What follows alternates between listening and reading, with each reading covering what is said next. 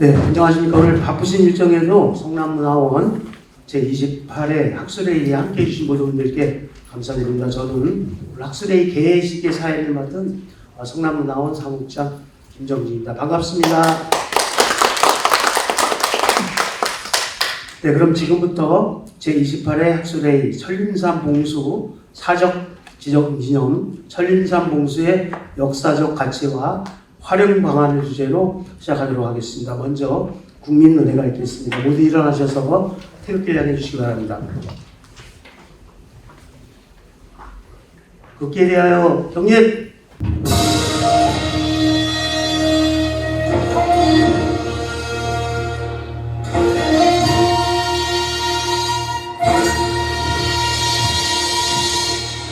나는 자랑스러운 태극기 앞에 자유롭고 정의로운 대한민국의 무궁한 영광을 위하여 충성을 다할 것을 굳게 다짐합니다.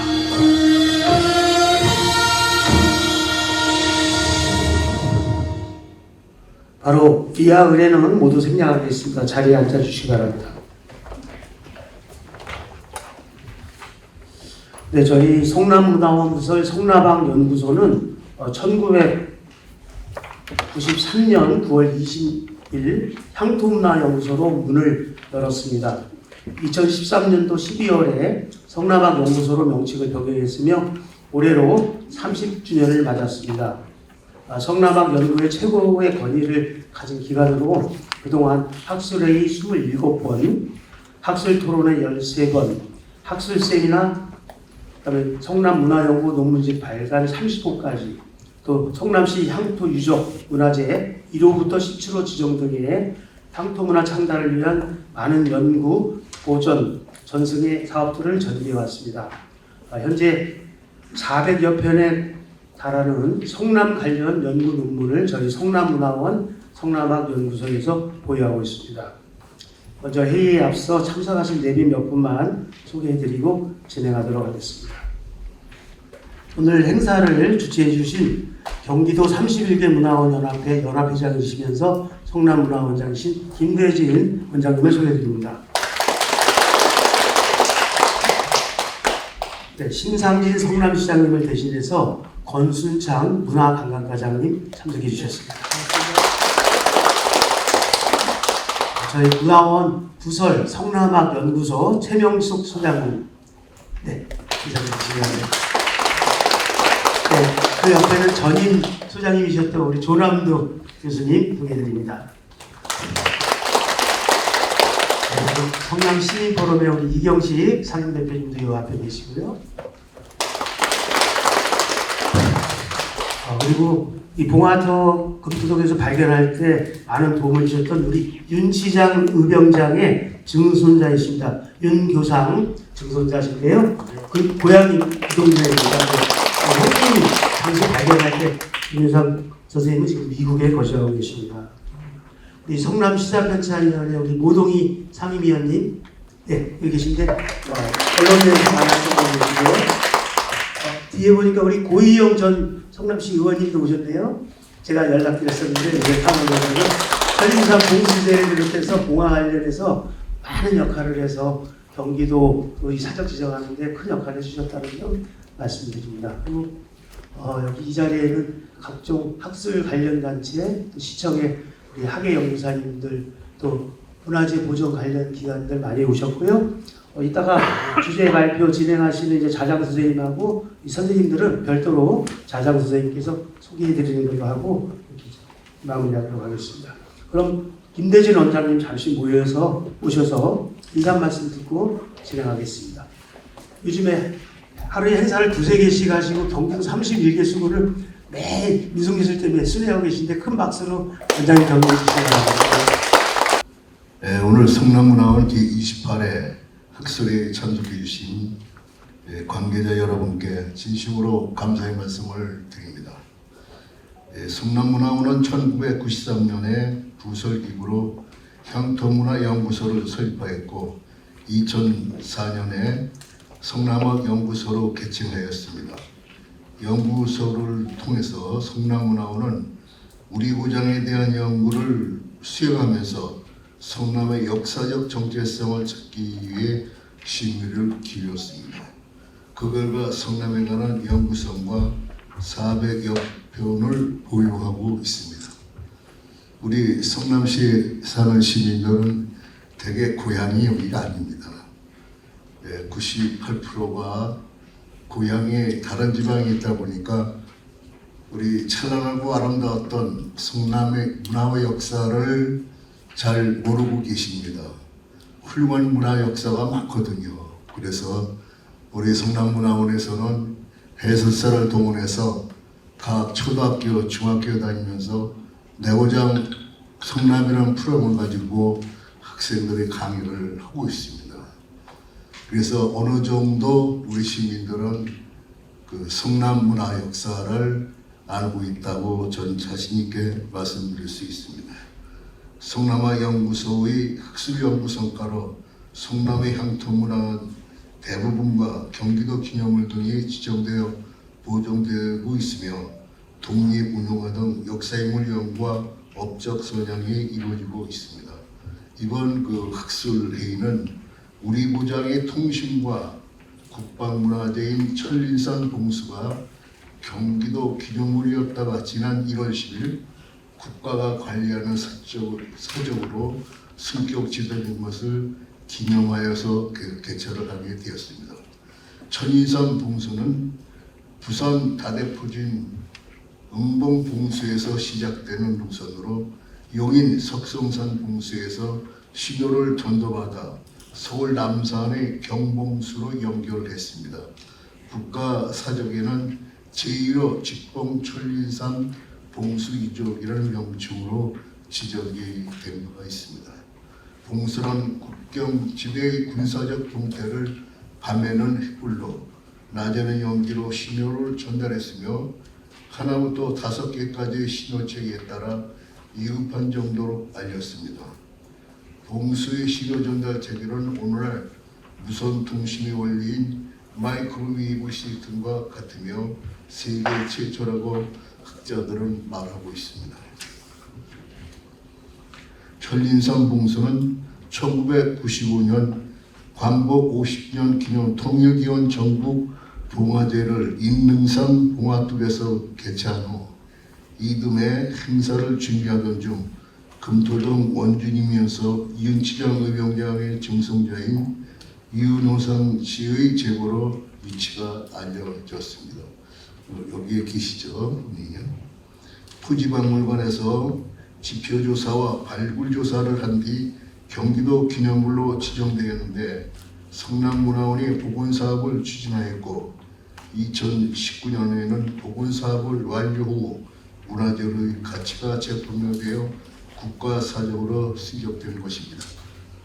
복원사업 추진 과정에서는 전국의 봉수를 현장 조사했고 봉수에 관한 문헌 기록 조사도 수행하였습니다. 학술 세미나도 몇 차례 개최하고 복원을 위한 보고서도 발간했습니다. 그러나 복원을 위한 예산이 확보되는 데까지는 20년의 긴 세월이 흘렀습니다. 마침내 2019년 경기도 우리 성남 지역 도의원인 박찬순 도의원께서 도비를 확보해 줌으로써 문화원의 수관 사업이든 이 복원이 이루어지게 된 것입니다. 아마 박정순 도의원이 현재까지 도의원직을 수행했다면 우리 문화원이 바라는 복원 사업이 저거 와 계시네. 지금 말씀하시니까. 예. 현재까지도 의원직을 수행했다면은 우리 문화원이 바라는 낙생 행궁이요. 우리는 행궁이 있었습니다. 성남에 낙생 행궁 복원 사업. 또 현재도 우리 전국의 교통의 중심지가 성남이지만은 옛날에도 교통의 중심지가 성남이었습니다. 판교원 복원사업도 마쳤을 건데 안타깝게 우리 박창수 도의원이 지금 현재 도의원이 하시라 굉장히 안타깝습니다. 제가 경기도 문화원 연합 회장이 돼가지고 도의 공무원들을 접해보니까 박정승 도의원님은 한 번 꼭 이걸 해야겠다 하는 것은 감히 공무원들이 반대를 못했대요.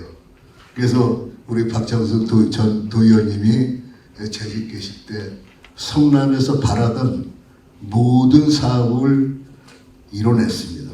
그래서 다음에는 이런 훌륭한 분이 다시 재도전해서 성공하셔가지고 우리 성남에 더욱 발전되는 그러한 성남시가 되는 곳으로 노력했으면 감사합니다.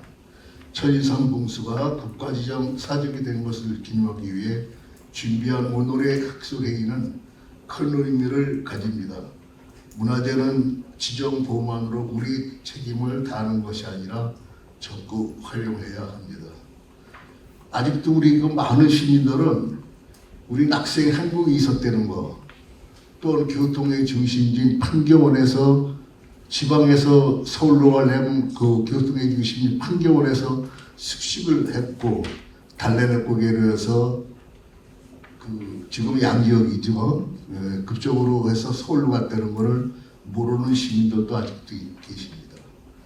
한예로 올해 69회 경기도 체육대회와 13회 장애인 체육대회가 성남에서 개최되었는데 우리 천린섬 봉수에서 성화를 채우신 거 우리 다들 보셨죠? 아론방송이나 또 우리 중앙지, 지방지, 일간지에 다 보도했습니다. 평화로운 시대의 봉수대에서 하나의 신호를 올렸는데 평화가 불렀던 것입니다. 오늘의 학설을 통해 천리선 봉수를 활용한 다양한 활용 방안이 제시되기를 기대합니다. 기조 강연해 주신 수천대학교 최일선 교수님, 주제 발표를 맡아준 윤정준 성명위원과 김주홍 전문위원, 배한철 매일경제신문 총괄본부장님, 그리고 토론을 해주실 최명수 성남원 연구소 소장님, 이서현 여기시학회서님, 신동기 당국대 교수님께 감사드립니다. 그리고 오늘의 학술회를 지원해 주신 신상진 성남시장님과 박은미 시부님께 감사드리며 행사자 관계자 여러분의 노고를 감사를 드립니다. 우리 박장수 의원님 잠깐 일어나시죠. 박수 한번. 네. 고맙다고 고맙습니다. 네, 다음은 우리 전국의 우리 봉수 관련 전문가들이 오셔서 우리 권순창 문화관광과장님께서 그래서 감사의 인사 아까 그냥 감사의 인사 축사가 아니라요. 이렇게 와서 해주셨으니까 과장님 나오셔서 귀한 시간 내주시고 또 논문 써주셨으니 그 감사하다는 말씀만 잘하십니다. 오늘 하여튼 오늘 이렇게 뜻깊은 우리 그 봉수 관련 학술회의를 이렇게 갖게 됐는데 저희 성남시로서도 이번에 또 사적도 지정도 되고 그래서 굉장히 의미가 있고 또 오늘 토론 우리 주제 발표하실 분들이나 또 토론하실 분들이 다 우리 전국에 굉장히 유명하신 분들이고 전문가분들이신데 저희가 잘 듣고 우리가 또 앞으로 나아갈 방향이든지 또 생각해보는 시간을 갖겠습니다. 하여튼 오늘 귀한 시간 오신 여러분들께 진심으로 감사드립니다. 고맙습니다. 감사합니다. 곧바로 개회식을 마치고 이제 학술회의를 진행하겠습니다. 안녕하십니까. 저는 저 멀리 전라남도 순천대학이라고 있습니다. 여기 사학과에서 고고학하고 한국미술사를 담당하고 있습니다. 제가 이제 전라남도 동쪽 지역에 있다 보니까 그곳에도 봉수가 많이 있습니다.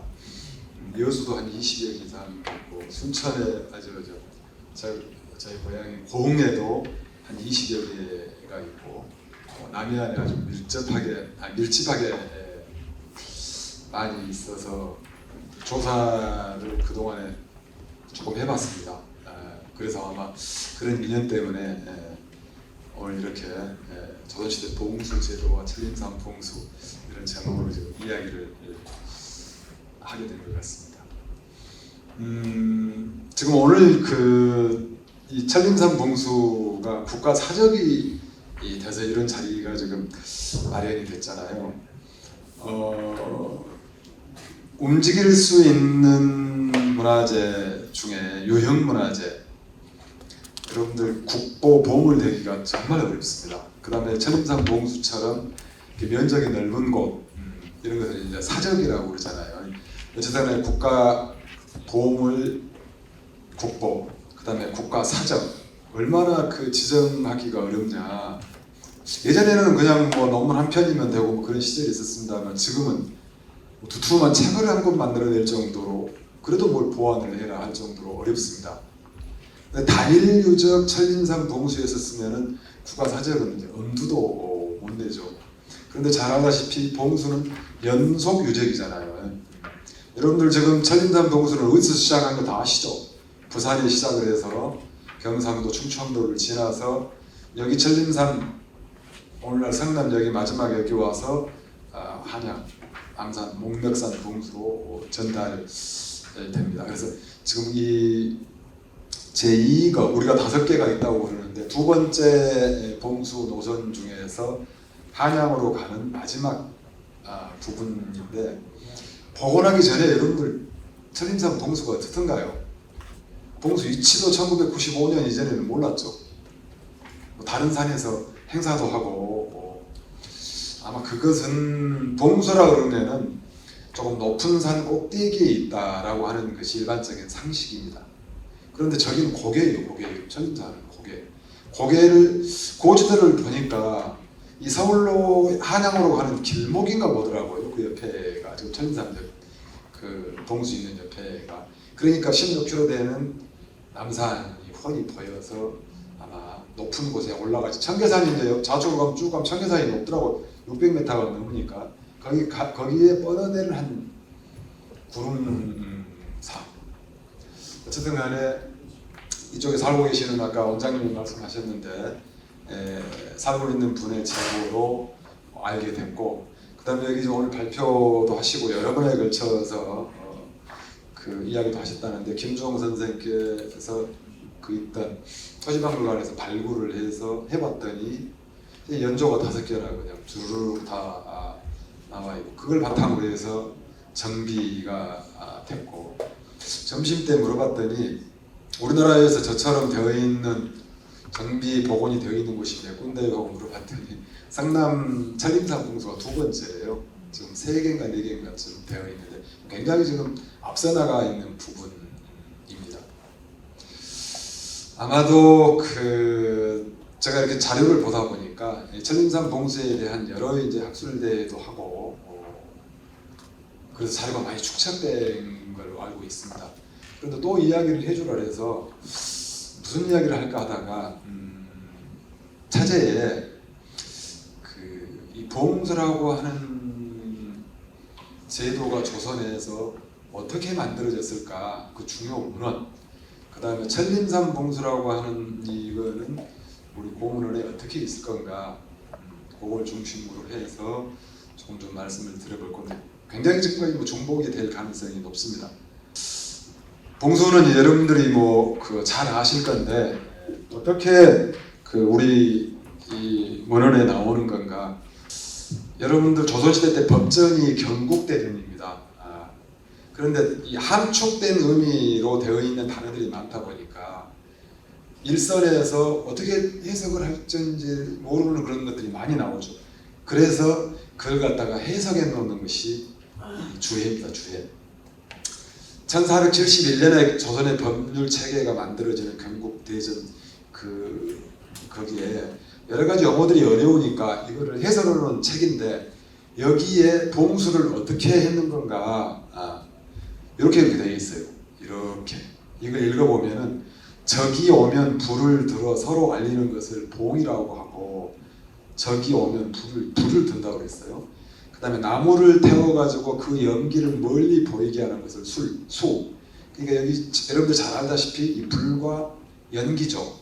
봉과 수. 그래서 낮에는 연기를 내고 낮에 불꽃 내봐야 안 보이니까요. 밤에는 불을 드는 것으로 규정하였다. 자, 요게 어디 나온다고? 경국대전에 나온다고. 그걸 우리가 지금 어떻게 하고 있습니까? 그대로 이해하고 있는데 어디서 이렇게 풀이를 했냐? 조선 500년의 법률 근간이 된 경국대전에서 이렇게 하는 것이 잘 나오죠. 어쨌든 간에 그래서 이런 게 그러면 우리 조선 사람들의 아이디어로 이런 국방 신호 체계를 만들었을까? 아니란 말이죠. 우리나라는 아마도 고려 시대부터 제도화 단계까지 가지 않았을까 이렇게 생각이 되고, 그 다음에 봉수가 있었을 것이다라고 하는 그런 것들은 여러 사람들이 문헌을 보면은 좀 우리 고구려백제 신라 삼국시대부터 있었을 것이다. 그럼 그때 우리 조상님들은 또 우리가 창안해서 한 건가? 아니죠. 중국에서 일찌감치 있었던 거죠. 자, 그러면 우리나라에서 이 봉수 제도로 되어 있는 것이 두 번째 주로 보면은 고려 의종 3년 1149년인데요.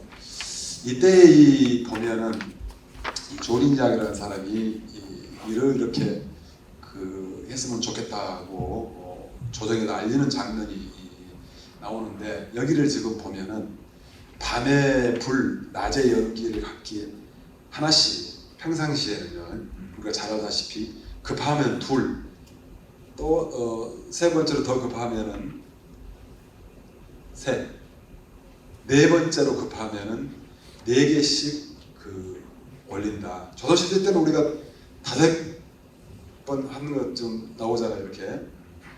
그 다음에 거기에 근무하고 있는 사람들한테 월급을 지급해야 된다, 고생을 하니까. 이런 내용이 이 고려사에 나오는데, 이게 아마도 봉수가 제도화된 첫 번째 우리한테 알려주는 사례가 아니겠는가 이렇게 되는데요. 그런데 이게 고려시대 때는 잘 안 된 것 같습니다. 더더구나 고려 후기에 몽고족 원나라 침입 이후에 이게 이제 무너졌는데, 여러분들 잘 알다시피 고려 후기부터 조선 전기까지는 이 왜구들 침입이 이루 말할 수 없도록 여러 가지 피해를 많이 우리나라에 입혔잖아요. 그러면서 봉수가 다시 운영이 된 걸로 지금 보여지는데, 조선에 들어와서 세종대왕 때 집중적인 자료들이 나옵니다. 자, 세종 때 보면은 이 세종 즉위원년, 아버지가 상왕으로 가워 있고 이때는 별로 힘이 없는데 거의 그냥 무늬만 임금이었지만 어쨌든 간에 세종 때 보면 원년에 해안과 육지를 나누어 교화법, 불을 듣는 그런 교화법을 고쳤다. 여러분들 중국 같은 경우에는 저 내륙 지역 같은 경우에 바다가 있을 수가 없잖아요. 아마 또 한족과 그 위에 있는 유목민하고 그런 사이 때문에 봉수가 만들어진 걸로 보여집니다만, 그때 거기는 이제 해안이 없으니까 하나밖에 없는데, 우리나라는 바다를 산면이 다 끼워 있어서 이렇게 바닷가하고 내륙 지역을 나누어 가지고 되어 있는데요. 그다음 이제 그렇게 해서 고쳐졌고, 세종 4년에 보니까 연안 바닷가에 연안 봉수에 연대 및 변기 등을 배치하고 요새화했다.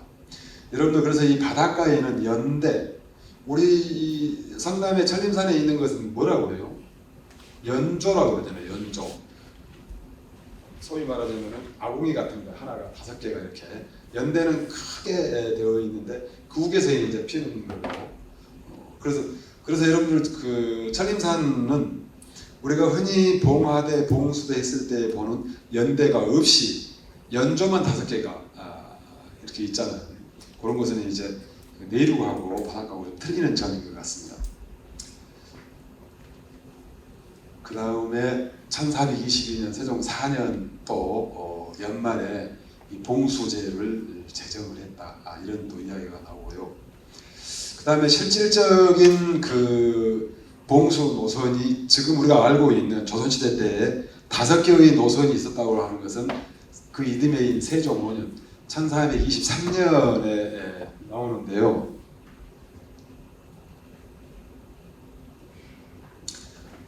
실록에 이렇게 자세하게 이렇게 나오는데 이 내용은 이렇습니다.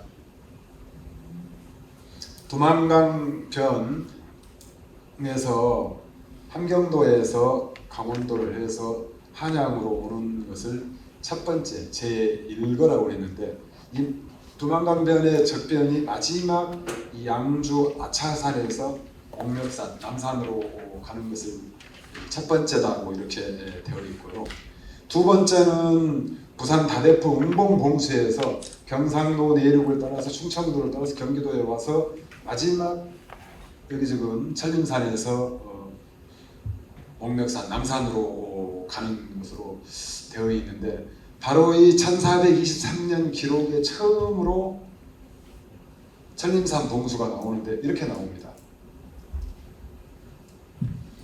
광주 천천의 봉수하고 서로 마주쳐 목멱산 남산 봉수와 마주쳐 경상도로부터 오게 되고 두 번째 봉화전 이거가 부산에서 시작을 해가지고 쭉 따라 올라와서 하는데 여기에 지금 보면은 이 광주 부의 천천산 봉수를 이제 의미를 할 겁니다.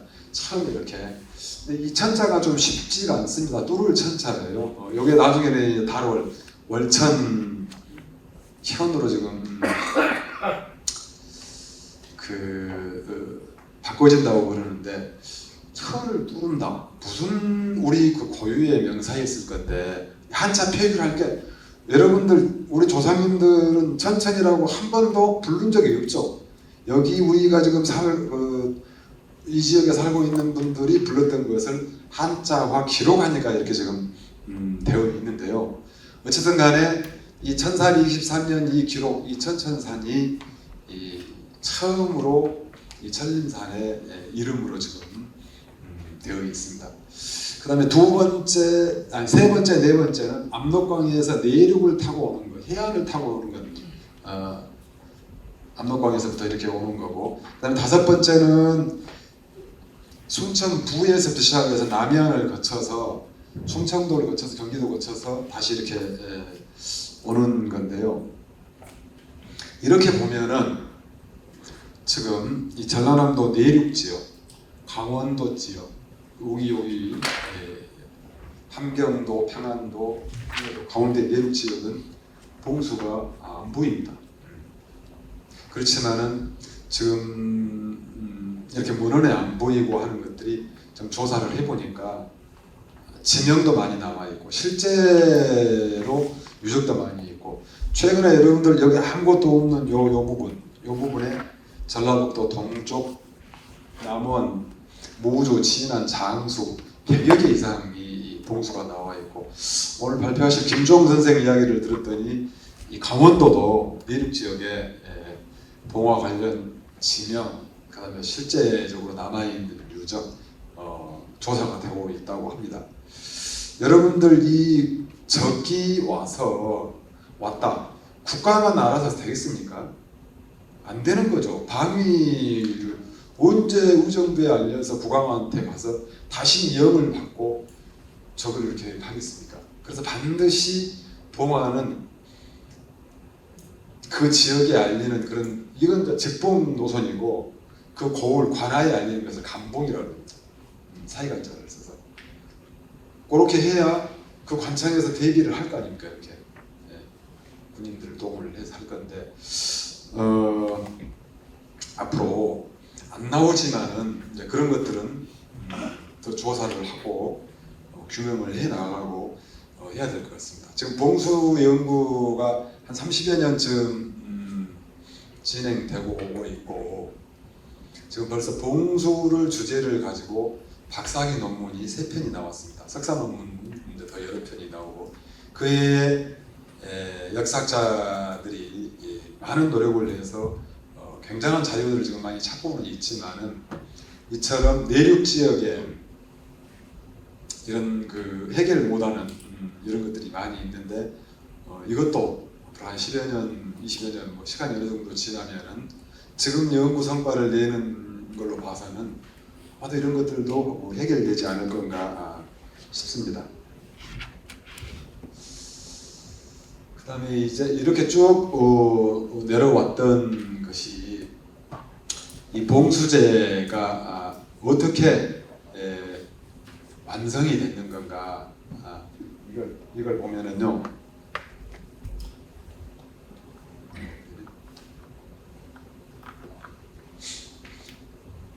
자, 세종 28년인 1446년에 그 봉수 현장 유적을 어떻게 할 건가? 그 다음에 거기에 살고 있는 관여된 봉수군들은 어떤 대우를 해줄 건가? 이런 여러 가지 이 구체적인 것들을 아주 세종실록에 자세하게 나와 있는데 그 중요 내용만 좀 보도록 해보면은요. 연배를 갖고서 연대를 축저하되, 여러분 연대는 이렇게 큰 중심되는 이런 거고요. 여기 작은 것들을 우리가 연조라고 이렇게 그 이야기를 하잖아요. 연대를 축저하되 이 연대를 규식화를 시켰습니다. 전부 난방으로 하면 안 되고 높이는 25천. 여러분들 여기 몇자는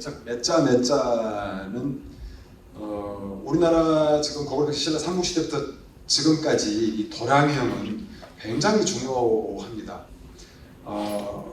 여러분들 지금 우리가 한자 그러면 보통 30cm를 연상을 하고 있잖아요. 대략 지금까지 그 어떤 척을 준용을 시키냐에 따라서 보면은 약 22cm에서 47cm까지 다양합니다. 여러분 어떤 것은 22cm라고 하면 어떤 건 47cm, 2배가 넘게 이렇게 온차가 있잖아요. 그런데 여기를 보면은 모두 영조척으로 한다. 건물이라든가 산성을 축조한다든가 이런 데 했던 척 단위가 영조척입니다. 이 영조척은 지금까지 연구 성과에 의하면은 조선시대 때는 약 30.8cm 정도를 지금 적용하면 된다고 연구가 되어 있습니다.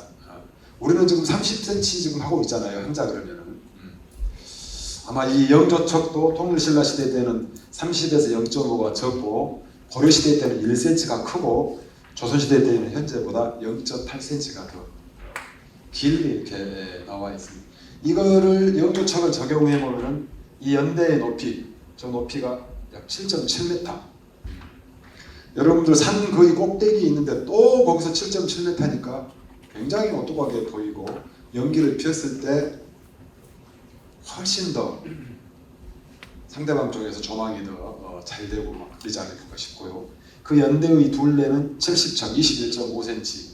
연대 밑에 사면은 약 9.2 이런 길을 하고, 그 다음에 이 연대의 밖에 주변에는 창호를 파는데 깊이와 넓이가 전부 다 이렇게 규정이 되어 있습니다.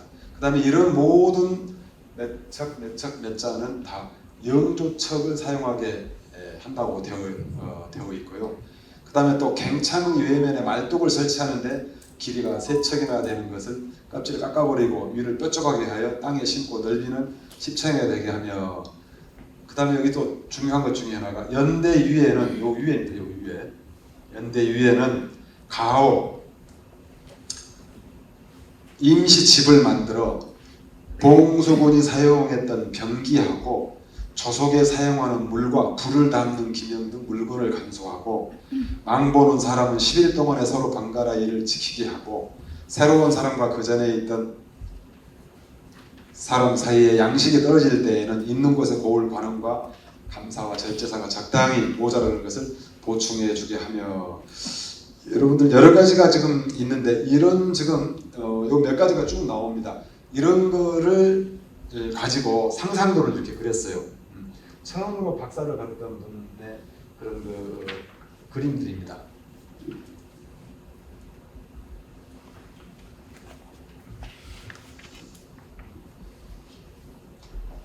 이 앞에 있는 감고는 봉화군의 이제 봉화군도 몇 명이 있으니까 거기에 이제 책임자죠. 그다음에 봉화와 바다를 망보는 사람은 공적인 그런 부역 이외에 자격은 일체 감면해 줘야 된다. 그 다음에 그 책임자 중에 봉화 책임자 중에 감고 중에 부지런하고 조심성이 있는 사람은 매 6년마다 한 차례씩 상관직을 제수하게 하며 이제 직위를 준다는 거 일정한 봉화와 바다를 망보는 사람이 능히 사변을 알려서 적을 잡게 한 사람은 석병전에 의거하여 서용하고 상을 내리게 하며 그 나머지 각 사람들은 성군의 예에 의거하여 그 도숙을 계산하여 해령직을 임명하게 하고 복리의 봉화는 연변지방에 있는 연대의 비교가 아니니 전에 있던 배사란 곳에 연대를 쌓지 말고 산봉으로 위에 땅을 쓸어 연기 부엌을 쌓아 올려 위는 뾰족하게 하고 밑은 크게 하며 혹은 원하게 하고 혹은 둥글기도 하고 높이는 십척이 지나지 않게 하고 또 원장 붉은 담을 말하는 거예요. 둘러싸아 가지고 봉수군들이 흉악한 짐승들을 피할 수 있도록 아주 자세한 이런 내용이 나와 있죠.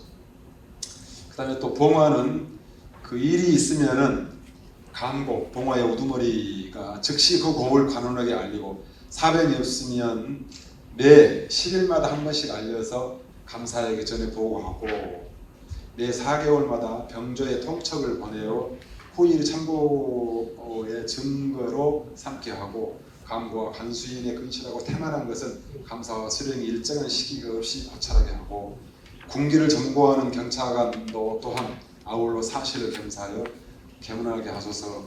이렇게 아주 자세하게 봉수의 그런 내력을 알 수 있게 했단 말이죠. 이게 세종 29년인 1449년입니다. 이게 이제 성종 2년 1471년에 조선의 법제 체계인 이 경국대전에 들어가가지고 공포됨으로써 조선 500년에 동안 봉수가 이대로 이제 유지가 된다는 거죠. 그다음에 여기서 이제 한 가지 안 나온 부분 중에 세종대왕 때 안 나온 부분, 이 성종 때에 모든 봉수의 연대나 연조 위에 연통을 만들어 바람으로 인해 연기가 흐트러지는 것을 방지를 했다. 지금 아까 전임산 봉수 복원을 했잖아요. 이 연통 그 전에는 아마 믿고 없고 그랬는가 봐요. 이런 것을 성종 때 가서 이렇게 하는 것이 보여집니다.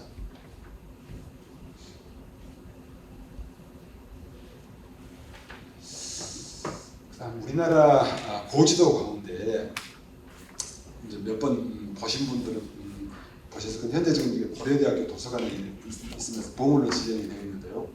우리나라 전도를 그려놓고 각 도별로 그 고을 이름을 썼는데 색깔을 좀 표시를 해서 표기를 했고요.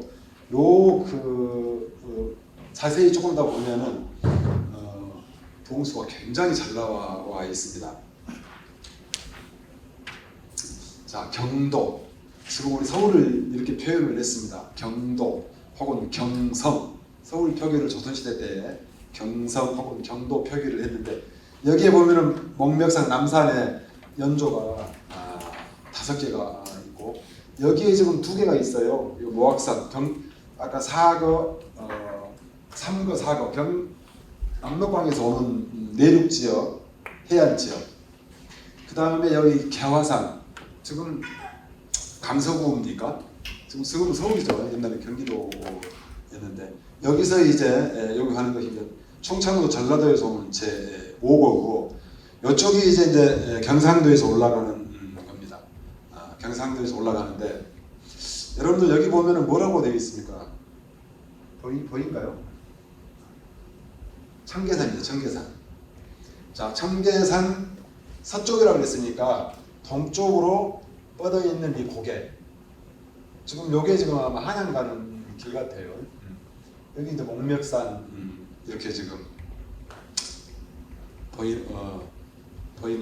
되는데요. 아마 여기는 지금 600고지가 넘으니까 아니고 이렇게 이제 구름 정도 되는 137m인가요?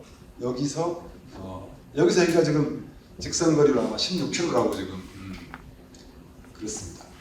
그런데 여러분들 여기에 천천이라고 하는 거 전혀 안 보이고 대신 용인의 석성산에서 천천으로 와가지고 목멱산으로 간다 이렇게 되어 있는데 이 지도에는 이쪽에 천왕산. 그래서 이 천왕산 봉수가 이 지도는 지금 정확한 조선 언제 만들어졌는가는 모릅니다. 아마도 1700년 전 혹은 1700년 지나서 초 이 언저리에 지금 만들어진 걸로 보여지는데요. 여기 지금 없고 이쪽에 천왕산에서 마치 가는 것처럼 이렇게 되어 있어요.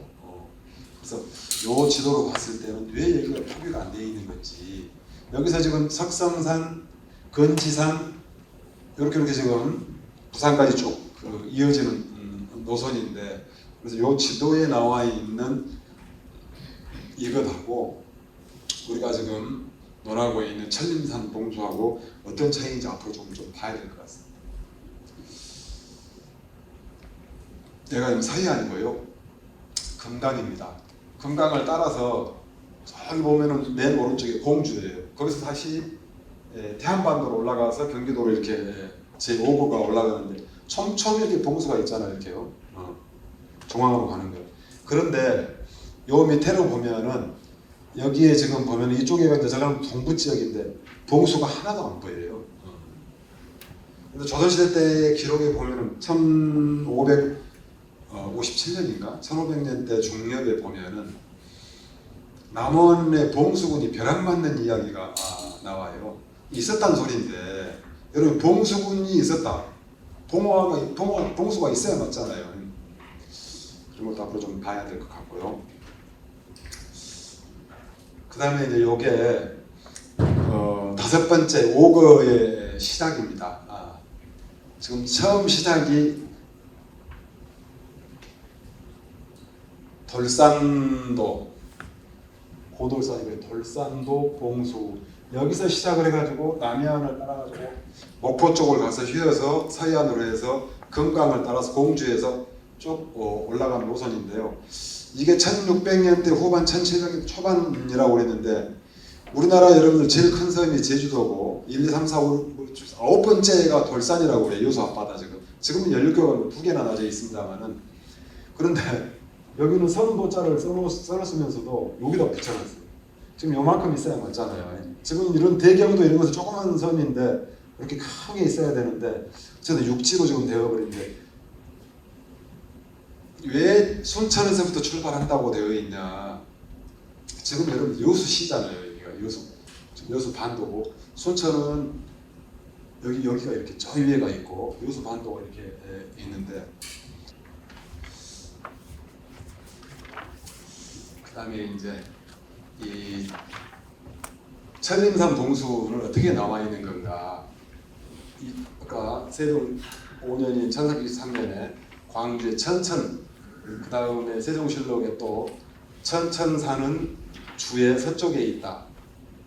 그 다음에 남쪽으로 용인의 석성상에 응하고 북쪽으로는 경성, 옥멱산에 응한다. 이렇게 나오고, 조선 정기 백과사전인 신정 동국여지승남에는 이 천천산이 이제는 고개로 바뀌어집니다. 천천 고개로. 아마 산일 수가 없잖아요. 137m 정도밖에 안 되니까 이런 고개로 이름이 바뀌어서 나오고, 이 석성산도 용인의 이제 보계산으로 이름이 바뀌어지는데, 우리나라 지명 가운데 왜 지명을 바꿨다고 하는 것은 없습니다. 그런 자료가 좀 나오면 좋을 법한데요. 그 다음에 이제 동국여지지, 여기를 보면은 또 천천현 봉수 이렇게 나오고요. 그 다음에 이제 이것이 이제 지금 우리가 부른 이름입니다. 영조 5년인 1729년 18세기 전반기에 광주의 천림산과 양천의 겨하산 봉수, 이런 것이 나와요. 처음으로 광주의 천천산이, 천천현이, 천천산, 천천현 봉수가 뭐라고 한다고요? 지금 이름이 나온단 말이죠. 여러분들 1729년이니까 지금 2023년입니다. 한 300년 정도가 지금 좀 못 됐죠. 조금 몇 년만 지나면은 이제 천림산이라고 이름이 불러진 것이 약 300여 년쯤 된 걸로 보여집니다. 그래서 영조 때에 그 천림산으로 바꾼 것이 지금까지도 이어져 오는데, 지금도 그 지역을 여러분들 산이라고 그럽니까? 그냥 거기까지는 청계산이라고 합니까?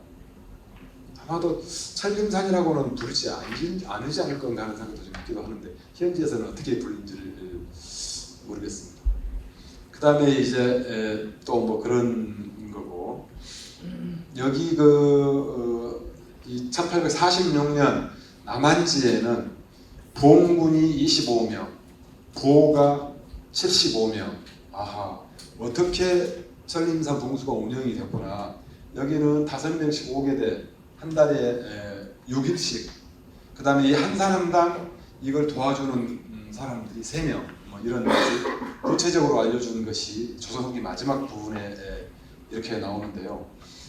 이 김정호가 썼던 대동지지에 보면은 달천내 고개, 이걸 아마 월천현 이렇게 했을 건데 이렇게 또 이름도 또 나오고, 그 다음에 일제시대 때의 기록에가 가장 구체적으로 나옵니다. 바로 이곳은 이 천천현이라고 하면 대왕면 신공리다. 여러분 보세요. 광주군 대왕면 신공리다. 구체적으로 지명이 이렇게 일제시대 때 조사가 되어 있습니다. 그러니까 이런 기록들을 아마 보지 못하고 엉뚱한 곳에서 아마 그동안에 하다가 95년 이후에 찾아진 것 같습니다.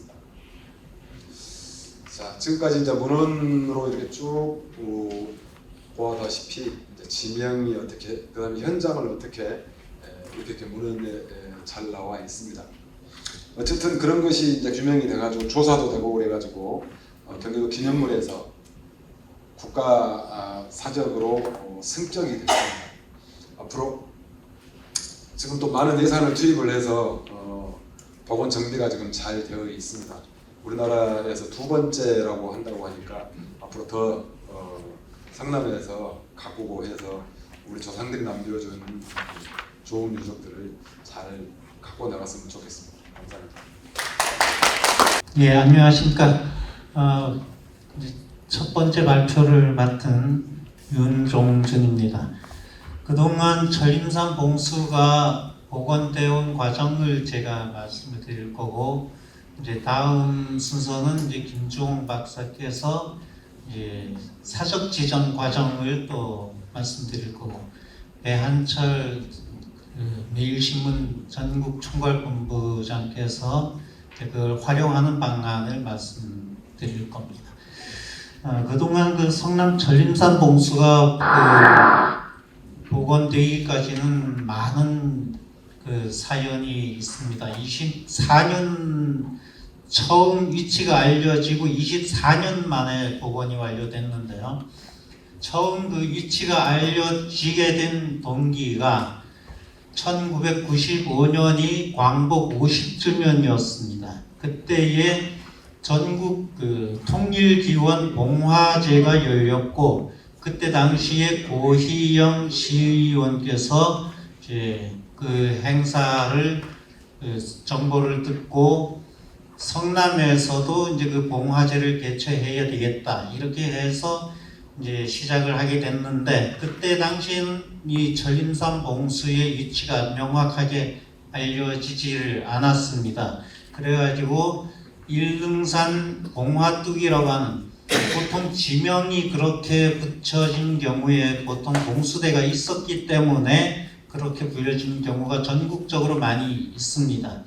그래서 아직 인릉산 봉화뚝의 봉수 유적에 대한 명확한 확인은 되지 않았지만, 봉수대가 한 곳에만 있을 가능성은 물론 그런 경우도 있지만 이동하는 경우도 있습니다. 그래서 하나의 봉수터가 더 있을 가능성은 있다고 보여집니다.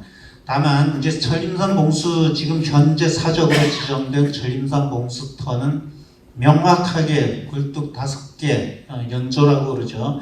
굴뚝 5개가 있어서 그 흔적이 남아있고, 그 봉수대 주변을 둘러싼 방호벽의 흔적이 명확하게 남아있어서 그게 이제 아주 오랫동안 사용됐던 봉수대 터였다는 것이 확실하다고 보여집니다. 이제 통일기원 봉화제를 이제 8번 개최를 했고요. 그 두 번째 행사를 개최하려고 준비할 때에 내일신문 분당판에 이 기사가 나갔습니다. 그래서 윤치장 의병장의 증손자인 윤효상 씨가 그 이치가 현재 그 천림산 봉수터다라는 그런 제보를 해줌으로 해서 확인한 결과 그 흔적이 확인이 됐고, 이어서 이제 토지공사에서 지표조사와 발굴조사를 거쳐가지고 봉수 유적이 확실해졌고, 거기에 따른 경기도 기념물 179호로 지정이 되게 된 겁니다. 2002년도에 지정이 됐고요.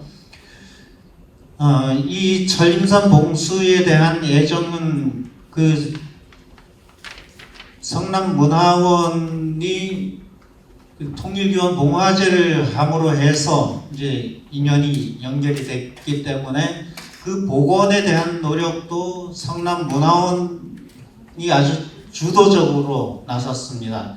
그래서 1999년도에 토지공사에서 학술 그 발굴 조사를 하기 전에 학술 세미나를 성남문화원에서 99년도에 가졌습니다.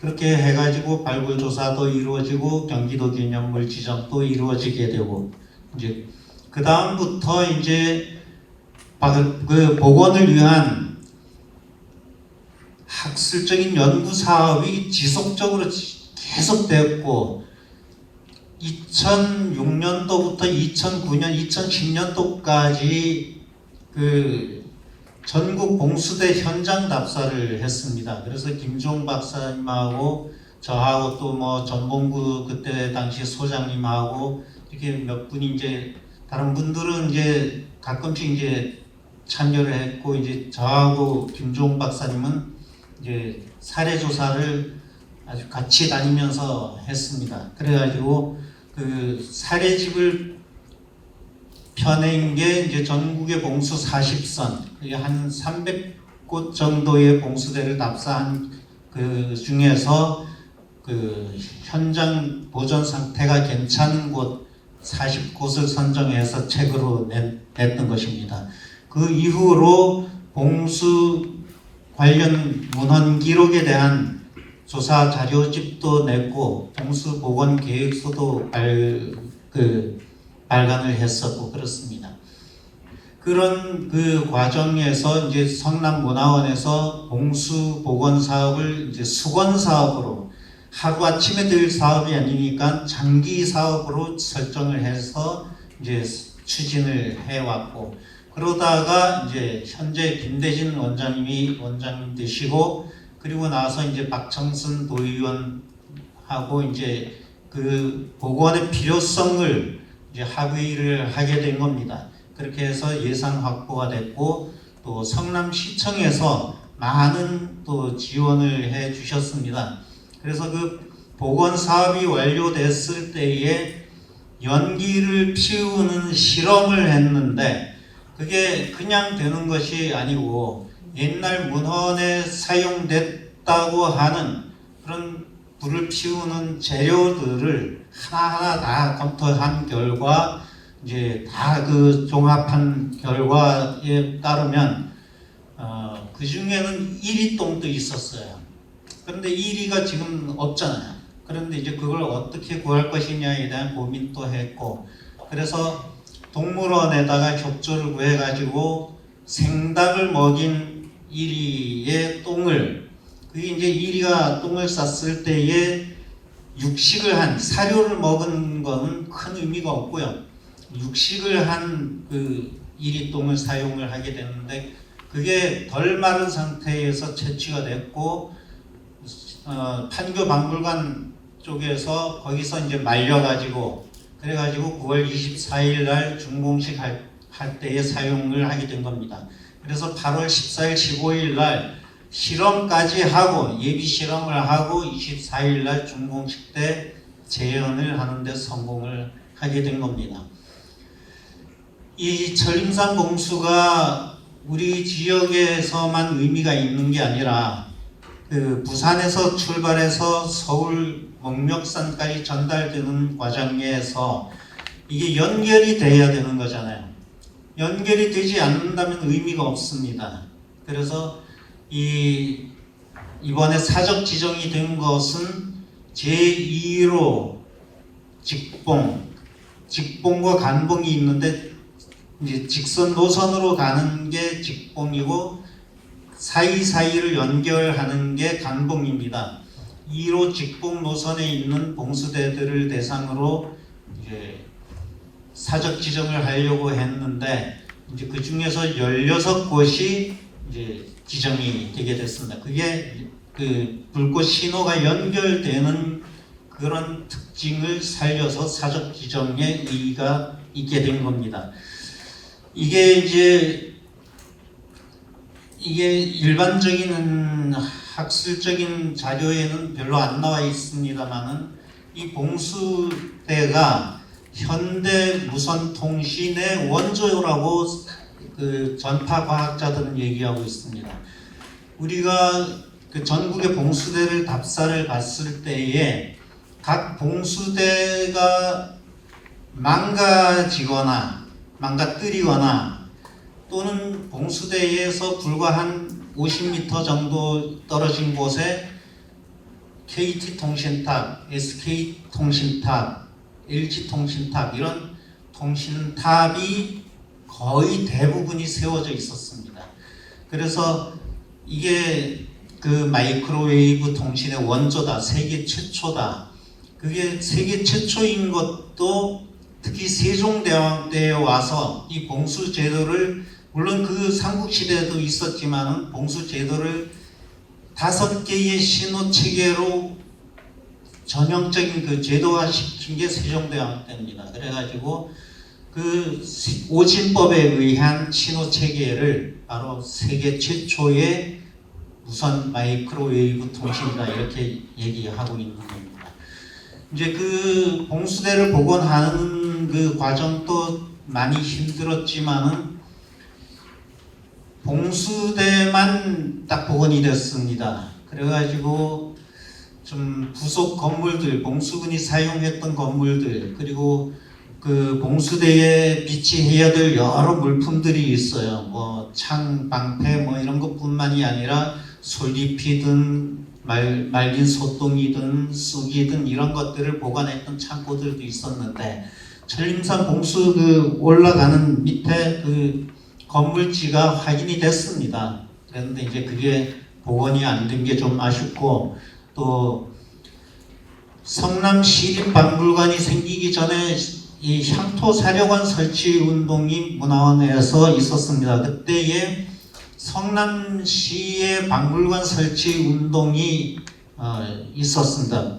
그때에 그 학자들이 연구한 결과가 김대중 정부 때에 인구 9만 명당 한 개의 박물관이 있어야 된다고 했는데 그때는 박물관이 하나도 없었어요. 성남시에 판교 박물관이 그렇게 해서 원래는 전문 박물관인데 전시관인데 이제 박물관으로 이름이 붙여지게 됐고 그 향토사료관 설치 그 조사 연구를 할 때에 봉수박물관이 나왔습니다. 성남에 이제 문중들이 많이 있어서 문중박물관도 얘기가 있었고 봉수대가 있었기 때문에 봉수박물관 얘기가 있었습니다. 그래서 그런 이제 기본적인 안은 이미 오래전에 나왔는데 아직까지 그게 되지 않고 있어서 장기적으로는 봉수박물관이 세워져야 될 것이고 또 지금은 다른 지방으로 갔지만 KT통신이 본사가 성남에 있었잖아요.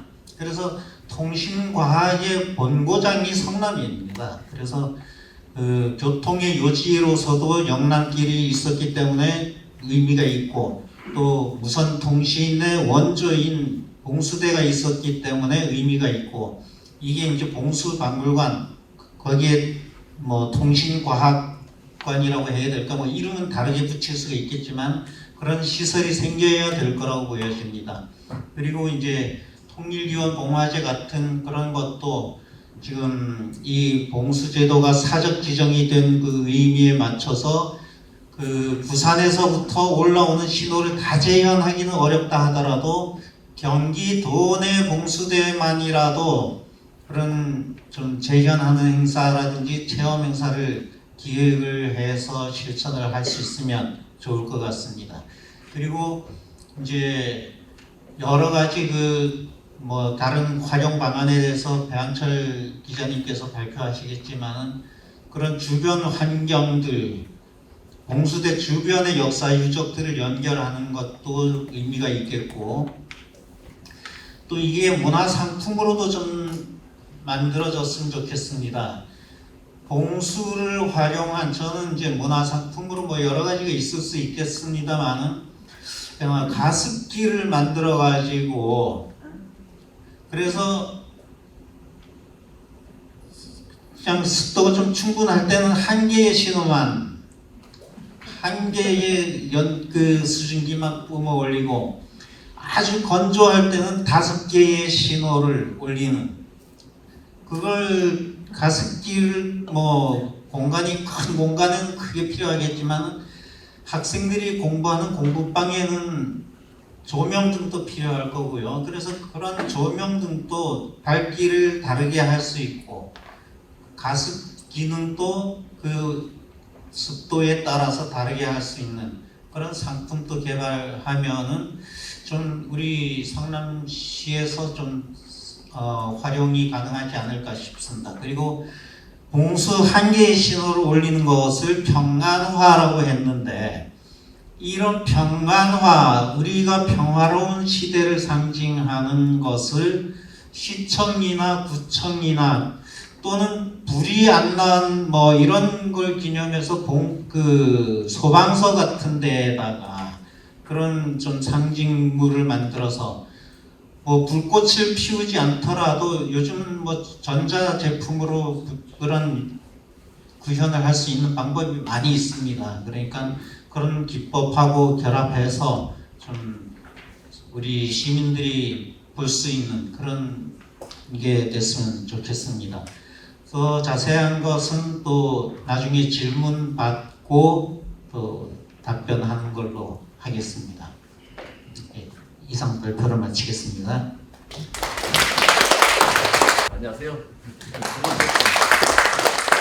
두 번째 발표를 맡은 김주범입니다. 제가 발표할 주제는 성남 천림산봉수의 가치와 사적지적 경과고요. 이거는 우리 성남시의 자랑스러운 통신적인 천림산봉수의 2001년 발굴 조사 후 모습입니다. 그래서 발굴 조사 후 모습으로 이고요. 요거는 이제 2019년 그 발굴 조사 후 모습입니다. 그래서 여기 이제 1연조, 2연조, 3연조, 4연조, 5연조. 그리고 방위는 여기가 동쪽, 서쪽, 남쪽, 북쪽입니다. 그래서 그 북쪽 맹명산 봉수 방향을 향해서 5개소의 연조가 이제 나란히 배치돼 있어요. 북쪽 방어벽에 좀 띄어놨고요. 그래서 1연조는 가장 상태가 온전히 컸는데 요거 교육적 목적에서 경화 처리 고정했고, 나머지 4개 연조는 그 기저부 발굴 조사 결과를 근거로 1대3 비율로 높였습니다. 그래서 연조 크기가 다른 이유입니다. 그래서 제 주제는 성남 천림산봉 역사적 가치와 지적 결과인데 잠시 봉수 개요와 경과를 좀 언급하고 본론 넣도록 하겠습니다. 그래서 이제 이 내지봉수는 특징적으로 이렇게 방어벽 안에 이제 5개 연조를 이제 기본으로 두고 있는데, 이 연조를 이제 이렇게 다 한쪽 구석에 몰아넣는 신호를 받는 것보다는 보내는 목적을 강조하기 위해서 했고, 또 이 봉수 내부가 좀 좁습니다. 좁다 보니까 공간 효율을 효율적으로 하기 위해서 이렇게 한 곳을 붙였습니다. 신호를 보내는 쪽으로요. 예.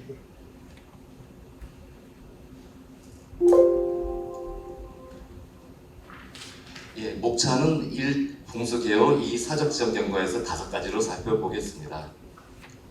그 봉수개요 그 정의, 아까 이제 최희석 교수님께서 기조방향에서 말씀드렸고요. 또 이 봉수를 별칭한 용어가 아주 많습니다. 뭐 낭화, 낭현, 봉화, 봉수, 봉대, 봉수대, 봉돈, 변대, 요망대, 평화나, 평화모, 태평화 등 이게 다 봉수를 지칭하는 별칭이에요. 그리고 아까 최희석 교수님께서 이제 경북대전 주회에서 봉수의 정의를 소개시켜 하셨는데, 저는 이제 북한 소재 읍지에서 한번 봉수의 정의를 찾아봤어요. 그래서 북행수록 봉수에는 높은 곳에 올라 바라보며 정찰하고 연기가 서로 응하는 것을 봉수라 이른다. 그리고 관서 읍지 영변지 여기에 이제 최초로 이 태평화라는 용례가 보입니다. 오로지 그 영변지에서만 이렇게 태평화가 보입니다. 다른 읍지에서는 안 보여요. 다른 읍지는 대개는 평안화라고 하는데요. 그리고 안주근읍지 이는 변보를 빨리 알리기 위함이다. 그 일에 해당자는 마땅히 근면하고 신중하여야 한다고 정의를 했습니다. 그래서 이 봉수의 정의가 다들 그냥 대동소이합니다. 그리고 이제 이 북한 읍지에 뭐 세종실록이라든가 각종 사서에 이렇게 봉수의 정의에 대해서 많이 언급되고 있습니다. 천림산 봉수 그 성남시 대표적인 군사통신 유적이고 과거에는 이제 광주구 대왕면에 속했어요. 그 전봉이 용인 석성산 봉수고 목묘산 제2봉에 했고요. 그 사람도 신분 차이가 있어요. 뭐 대통령하고 평민이 신분이 다르죠. 그래서 봉수도 급이 있어요. 그래서 가장 급이 높은 봉수가 경성 목묘산 봉수. 전국 5로의 모든 봉수가 총 집결하는 아주 으뜸 가는 봉수입니다. 그 다음에 내지봉수, 연변봉수. 연변봉수는 이제 국경이나 해안가에 소재해서 상대적으로 적침을 받는 초면이죠. 그래서 좀 위험도가 높았어요. 그리고 내지봉수는 신호 전달을 목적으로 육지 내륙 지역에 소재하는 봉수. 그래서 요 세 가지는 모든 그 조선시대 문헌 기록과 읍지에 다 대응 관계라든가 문헌 기록이 있어요. 반면에 이런 건설봉수하고 요망대, 망대망 등은 이제 좀 급이 떨어지는데 그 건설봉수 의병진에서 자체 설봉하여 운영하고 문헌 기록이 있거나 또 없는 것이 있습니다. 그리고 요망대 제일 하급의 통신시설입니다. 그래서 요걸 뭐 봉수라고 하지만은 좀 그 용어를 구분해주고 있습니다. 문헌 기록이 없는 경우가 대부분이고 간혹가다 있는 경우도 있습니다. 그리고 낮에 연기, 밤에 불인데 평안연. 그래서 낮에 횃불 올려야 잘 안 보입니다. 그래서 낮에 연기, 평안연. 역시 평안연. 그리고 평안화. 그래서 우리나라 조선 봉수는 야봉이다. 매일 평상시 밤에 정해진 시간에 그 산봉우리에서 이제 봉합불을 올리면 이산저산 순식간에 아주 번쩍번쩍하면서 서울 도성까지 2-3시간, 서너 시간이면 그 이거라든가 오거, 3거, 4거에서 올린 분들이 당일 초저녁 그 경성 서울에 다 도착했어요. 그래서 이제 서울에서 바라봤는데 대신 요 1거 북한에서 함경도에서 내려오는 건 좀 달랐습니다. 그래서 요건 저 조선 후기 지방지도 의성 계란산 봉수에 이제 야봉 불꽃이 빨간 불꽃이 하나 오르는 모습을 고지도에서 찾아 소개했습니다. 평안화. 그래서 예전에 봉화가 하루에 뭐 12시간 만에 서울에 간다는 거짓말이고요. 불과 2-3시간, 서너 시간이면은 매일 어디 저 전라도 여수라든가 부산에서 올린 불이 순식간에 서울 남산까지 2-3시간, 서너 시간이면 도착했습니다. 그래서 우리나라 봉수는 아시다시피 5거입니다. 그래서 북한 함경도 경리에서 내려오는 1거, 요거 숫자 맞습니다. 110개. 그리고 부산 다대포에서 올라가는 제2거, 2거, 요거 천림산이 여기 있죠. 요거 44개. 그리고 여수 방담진 돌산대에서 올라온 제5거, 요거 64개입니다. 그래서 1거라든가 5거, 뭐 3거, 4거는 뭐 노선도 짧고 그 숫자가 많지 않아서 문제가 없어요. 그런데 요 북한에서 내려온 함경도 경리에서 내려온 1거, 요 숫자도 많고 노선도 길고 이게 번번이 이 부분 천령거기를 넘지 못해서 맨날 끊겨요. 그래서 회양부에서는 그 천령거기에다 다 별도로 치인 달리는 사람을 둬서 그 신호가 오는지 망보다가 뛰어와서 보고하게 했습니다. 그래서 신호 체계는 1거 평상시 이건 매일 우리가 1거를 올리듯이 매일 무조건 평상시 하루를 올리는 거였고요. 그리고 마지막 5개는 이제 초적전 적군과 이제 그 교전 전쟁이죠. 그리고 근데 봉수군이 평상시 매일 정해진 시간에 1거만 올리다 보니까 또 태평 세월이 오래되고 막상 또 난리가 벌어지면 이 2개라든가 3개를 구분해서 올릴 줄을 몰랐어요. 그래서 이제 봉수의 허실로 임진왜란 병장한테 제대로 좀 기능을 발휘해서 많은 논의가 이루어지기도 했습니다. 그리고 제2거 직봉 다대포진 흥봉에 초기하고 그리고 요 2거 직봉이 이제 그 소백산맥 주요 영로를 넘는 노선이 모두 봉수가 됐어요. 그리고 가장 동쪽의 중령을 넘는 노선이 직봉 그리고 제2거 감봉 10개의 감봉으로 구성됐습니다. 이건 이제 증봉으로 그리고 기준이고요. 가장 중앙의 계림령과 서쪽의 추풍령을 넘는 노선이 모두 감봉이 됐습니다. 그래서 뭐 직봉이 중요하고 감봉이 중요하지 않다. 뭐 직봉이 규모가 크다, 감봉은 규모가 작다. 이게 절대 아닙니다. 그래서 이 제2거 직봉과 감봉은 이렇게 이제 소백산맥의 주요 영로와 이 계림령, 추풍령이 주로 영로 고갯길을 따라서 이제 노선이 설정됐기에 이렇게 이제 직봉과 감봉이 구분되었어요.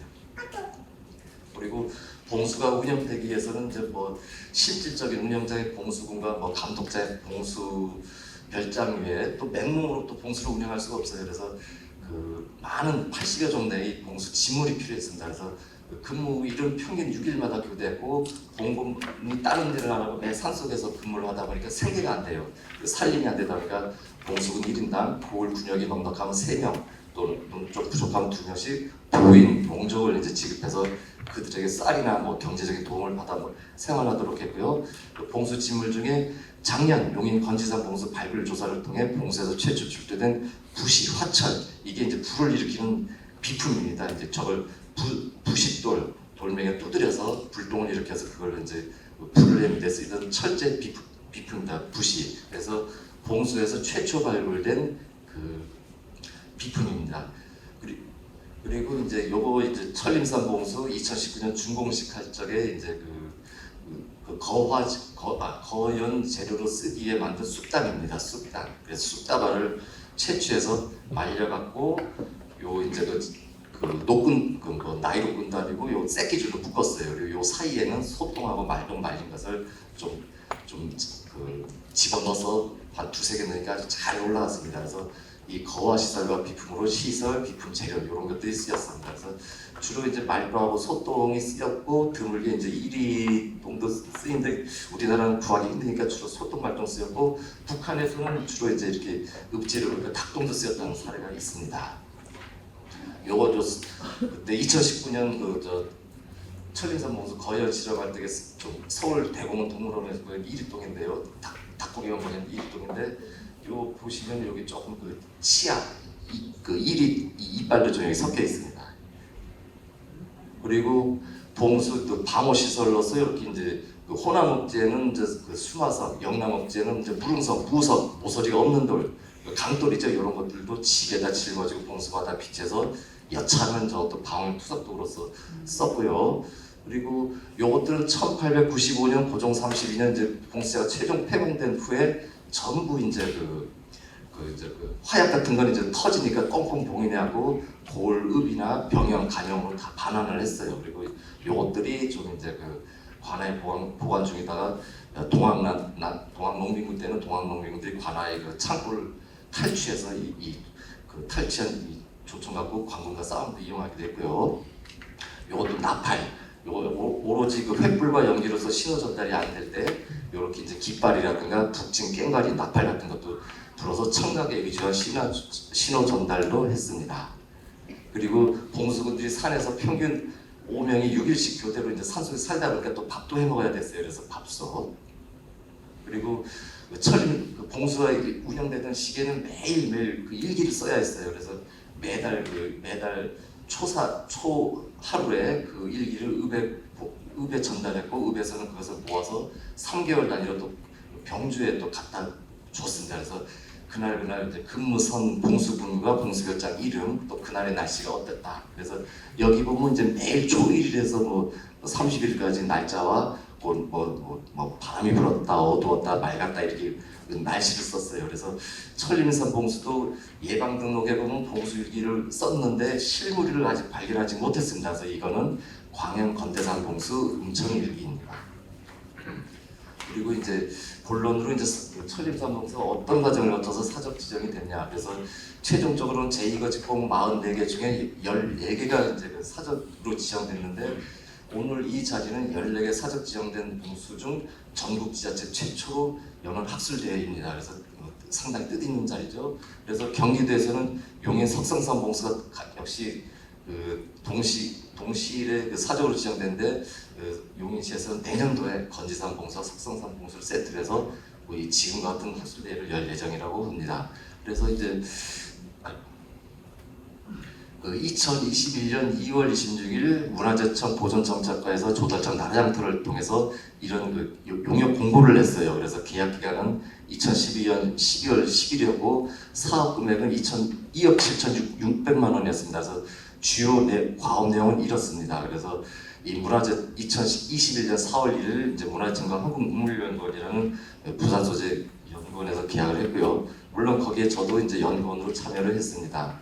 그래서 이제 그 계약 체결에 따라 착수 보고회를 가졌고 44곳 중 22곳을 선정했습니다. 그래서 선정 기준은 상징성에서 학술적까지 5가지 요인이 결정됐고요. 하여튼 44개 중 22개가 선정돼 최종은 이제 14개지만 사연을 알아보겠습니다.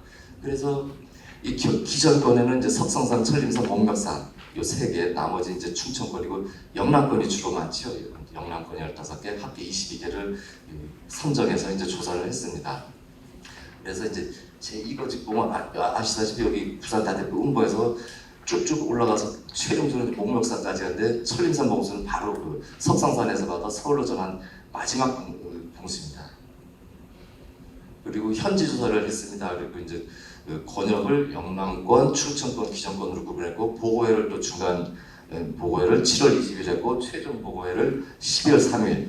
그래서 이때 보고된 그 천림산 봉수 보고 내용은 이러합니다. 그리고 천림산 보고 내용 특징으로서 이제 내지 봉수로 등을 연조기가 발굴 조사를 통해 확인되었고 현재 복원되어 있고 사적 지정 가치는 조선 전기관 운영 그리고 정비 복원 완료 등입니다. 그리고 또 학술대에 대해서요. 근본 자료와 같은 학술대를 통해서 1호직봉 조사한 그 성과를 학술대를 했는데 이건 물론 이제 과학 지시서에 있었던 내용이고 첨가. 그래서 목적 이렇고 개최 2020년 11월 19일 그때 주제 발표를 5가지를 했는데 제가 그때 조선시대 제2거직봉의 고찰해서 이제 2번째 발표를 했습니다. 그리고 그때 이제 그 학술대 결과가 이렇게 책자로 인쇄됐고요.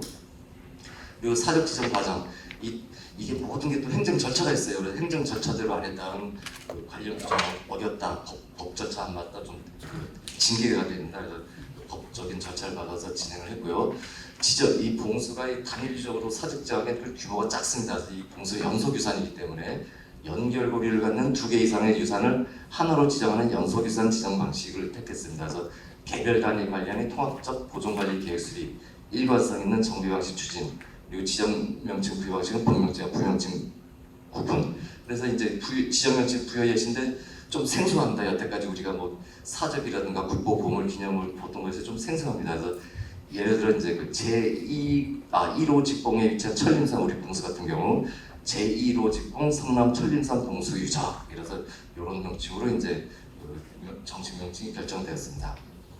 그리고 추진 절차 이것도 단계별로 시간이 많이 걸렸어요. 그래서 이제 보고서 검토 요청 청에서 이제 우리가 용역을 해갖고 납품 보고서를 시도 및 시군구에 져서 보고서 내용이 사실과 같으냐 다르냐 이제 검토를 하고요. 또 시군구에서 청에 제출했고 관계자문과 저사, 문화재위원회 검토, 문화재위원회 회의에서 결정되고요. 예를 들어 이제 그렇게 맨 처음에 저희는 22개를 다 지정시키려고 했는데 지자체 토지주 부동의 봉수가 5곳이 제외됐어요. 이제 그 사유는 그 산 꼭대기나 산 중복에는 일부 봉수만 좀 필요한데 산주가 산 전체를 사달라, 둘레길을 조성해달라, 조성림 물체계실 현형 선형임으로 안 된다, 재산권 행사 곤란 예상된다, 토지 소유관계 복잡하여 업무 감당 안 된다, 뭐 지정 불가하다. 그래서 5곳은 제외됐습니다. 그리고 이제 그래서 이제 그 제외된 거 빼고 이제 16곳인데 동해안 11개소, 조건부동에 5개소. 그래서 역시 그때 천림산도 서울 목멱산은 도저히 이거는 뭐 땅 소유관계 얽히고 시작해서 안 빠지고 경기도에서 이렇게 2개가 선정이 됐습니다. 그래서 16개. 그리고 이제 사적 지정 16곳으로 이제 선정이 됐는데 또 이제 현지답사, 문화재위원회 심의, 문화재청 공고, 그리고 지정 예고, 천림산 봉수는 이때 이제 부명칭 천림산 봉수 유적, 그리고 지정 면적은 지정구역 3필지, 보호구역 6필지. 그리고 이제 최종 사적 지정 예고 기간 이제 관복 공고일로 또 30일간을 16곳 하면서 두 곳 주로 이제 봉화 쪽 보수적인 동네예요. 그래서 맨 처음에는 좀 말을 알아들을 것 같더니만 마지막에 가서는 도저히 거기는 우리 조상님 묻혀 계신 선현으로 아무리 사적도 싫다 해서 봉화 소재 2곳이 다 빼졌습니다. 그런데 이제 최종적으로 영천시에서는 이 봉수 이제 14곳 중에 이제 3곳이 지정이 되는데 이 3곳은 영천시 소재 최초 사적이랍니다. 그래서 영천시에서 얼마나 기뻤는지 유튜브로도 제작을 해서 이제 아주 대대적으로 홍보를 했습니다. 네. 마무리해. 예. 그래서 이상으로 발표를 마치겠습니다. 또 부족하신 거는 또 설명드리겠습니다. 감사합니다. 안녕하십니까. 내일경제 배한철 기자입니다. 저는 오늘 굉장히 영광스러운데요. 천림산 봉수 활용 방안에 대해서 제가 발표를 하겠습니다. 아무래도 처음에 발표하신 윤종전 관장님께서 활용 관련해서 굉장히 많은 아이디어를 내셔가지고 제가 거기에 그걸 근간으로 해서 약간 보충하는 식으로 그런 식으로 발표를 드려야 될 것 같습니다. 시간도 많지 않고 그래서 사실 문화재가 있으면 보존이라는 부분에서는 이제 학예직 공무원분들이나 이런 학자들이 많은 역할을 할 수 있고요. 그 다음에 문화재 관리의 관점에서 볼 때 보존하고 양날개가 활용입니다. 문화재는 사실은 이게 국민 모두의 자산인 만큼 굉장히 활용 부분을 예전에 많이 등한시했었죠. 그런데 지금은 문화재 공유, 국민 공유의 차원에서 활용은 굉장히 중요한 의미를 가지고 있습니다. 천림산 봉수는 제가 봤을 때 이번에 제가 현장을 처음 가봤습니다. 갖고 굉장히 좀 이렇게 연구를 많이 하시는 자료도 보고 했는데 국내에서 역사적 문화적 가치가 굉장히 탁월한 봉수다 이렇게 평가를 하겠습니다.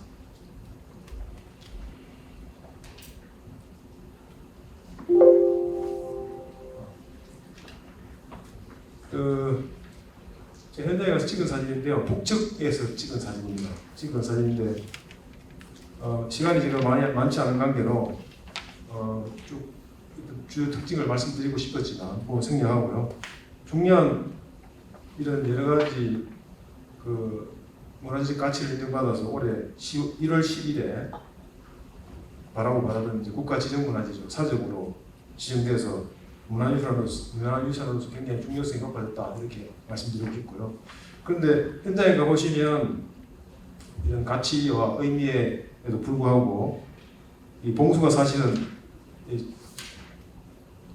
국민은 일단은 어쨌든 어떠하든 지역 주민들한테서도 외면을 받고 있었던 걸 제가 목격을 했습니다. 사적 관리가 굉장히 좀 나름 미흡하고 일단 기본적으로 활용 방안은 아까 윤 관장님께서 아이디어를 좀 내셨지만 실질적인 활용 방안은 전무합니다. 그래서 이 천림산 봉수가 가시는 사적으로서의 그런 잠재력을 전혀 살리지 못하고 있다. 그래서 저는 몹시 안타까웠습니다.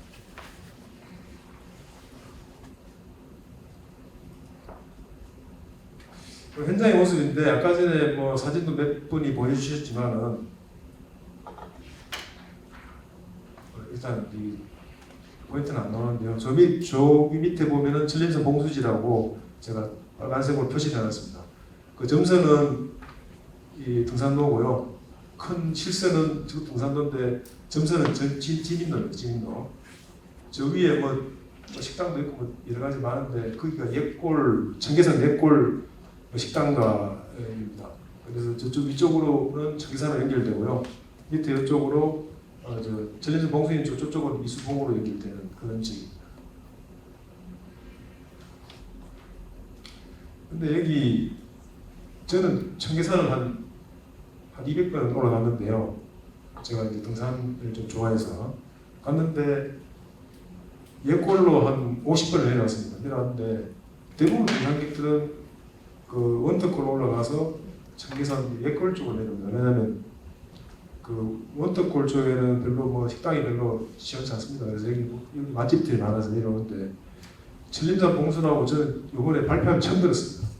물론 제가 문화재 전문위원도 하고 했지만 아무래도 이런 사적 지정전에 있거나 지방문화재 이런 건 저희가 다 일일이 다 존재를 저희가 다 알지 못하거든요. 또 저희가 관심 가진 분야도 있고 이세연 학예사님 석탑 쪽에 관심을 많이 가지고 계신 분도 말씀하셨는데 그래서 저는 굉장히 송구하지만 상황이 그랬습니다. 사실은 또 저는 이 청계산을 그렇게 자주 갔는데도 몰랐습니다. 그래서 송구하기도 하고 그동안 성남시나 또 관계되는 사람들 뭐 있는가 이런 생각 잠시 해봤습니다. 약간 시간이 별로 없기 때문에 아까 전에 기조 강연에서 이제 그런 말씀을 좀 하셨는데 봉수 옆으로는 도로 뭐가 안 보이네요.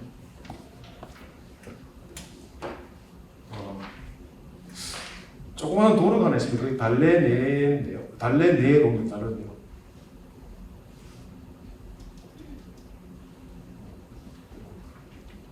여기 옆으로 도로가 하나 있는데 이 도로는 표시가 지금 잘 안 보이네요.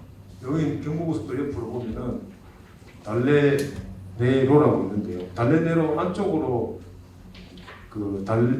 하천이 하나 흘러갑니다. 그래서 아까 말씀하신 대로 천천은 뚫을천은 이 하천이 이걸 뭐 약간 밑으로 지하 뚫어서 천천히 아닌 그런 생각 들고, 월천이라는 말을 지명을 썼는데 월천은 달월자에 이제 내천자인데 그거는 이제 한글로 풀이하면 달래면 달래고 내가 또 왜 붙냐? 여러분 뭐 역전납 그다음 도봉이라는 게 있는데 그 뒤에 산을 붙여 도봉산 그런 식으로 우리가 지명을 만드는 경우가 굉장히 많습니다. 그래서 그런 게 아닌가 싶기도 하고요. 그 다음에 진입로는 달래내로에서 여기까지 이어지는데 이렇게 올라가서 이렇게 들어가는 게 그냥 보편적으로 접근한 방법이고요. 그 다음에 이 뒤로 달래내로 도로가 이렇게 이어집니다. 이렇게. 그래서 여기서 올라가는 게 여기 굉장히 가깝습니다. 한 60m, 50m밖에 안 됩니다. 그래서 여기 입구에 봉수 모형의 입구 조형물이 있습니다. 그래서 이렇게 이제 도로 따라 차를 몰고 와서 이렇게 와서 돌아가면 되는데 이 도로가 이렇게 굽었습니다. 그래서 거의 눈에 띄지 않고 그런 부분이 조금 뭐 여러 가지 개선해야 되는 부분이 아닌가 이런 생각이 들고요. 현장에 가서 제가 사진을 몇 개 찍어 왔는데 그 사진 관리가 어떻게 되는지 한번 보여드리겠습니다. 지금 아까 북측에 사람들이 많이 왔다 갔다 하는 예골 쪽에서 올라가는 등산로인데요. 입구 이렇게 되어 있습니다. 걸어가면서 전혀 안 보이고요. 그 다음에 차로 가면은 거의 위에 있기 때문에 거의 식별할 수가 없습니다. 그다음 바로 또 입구에 이런 게 안내판이 있는데 안내판이 이런 식으로 관리되고 있습니다.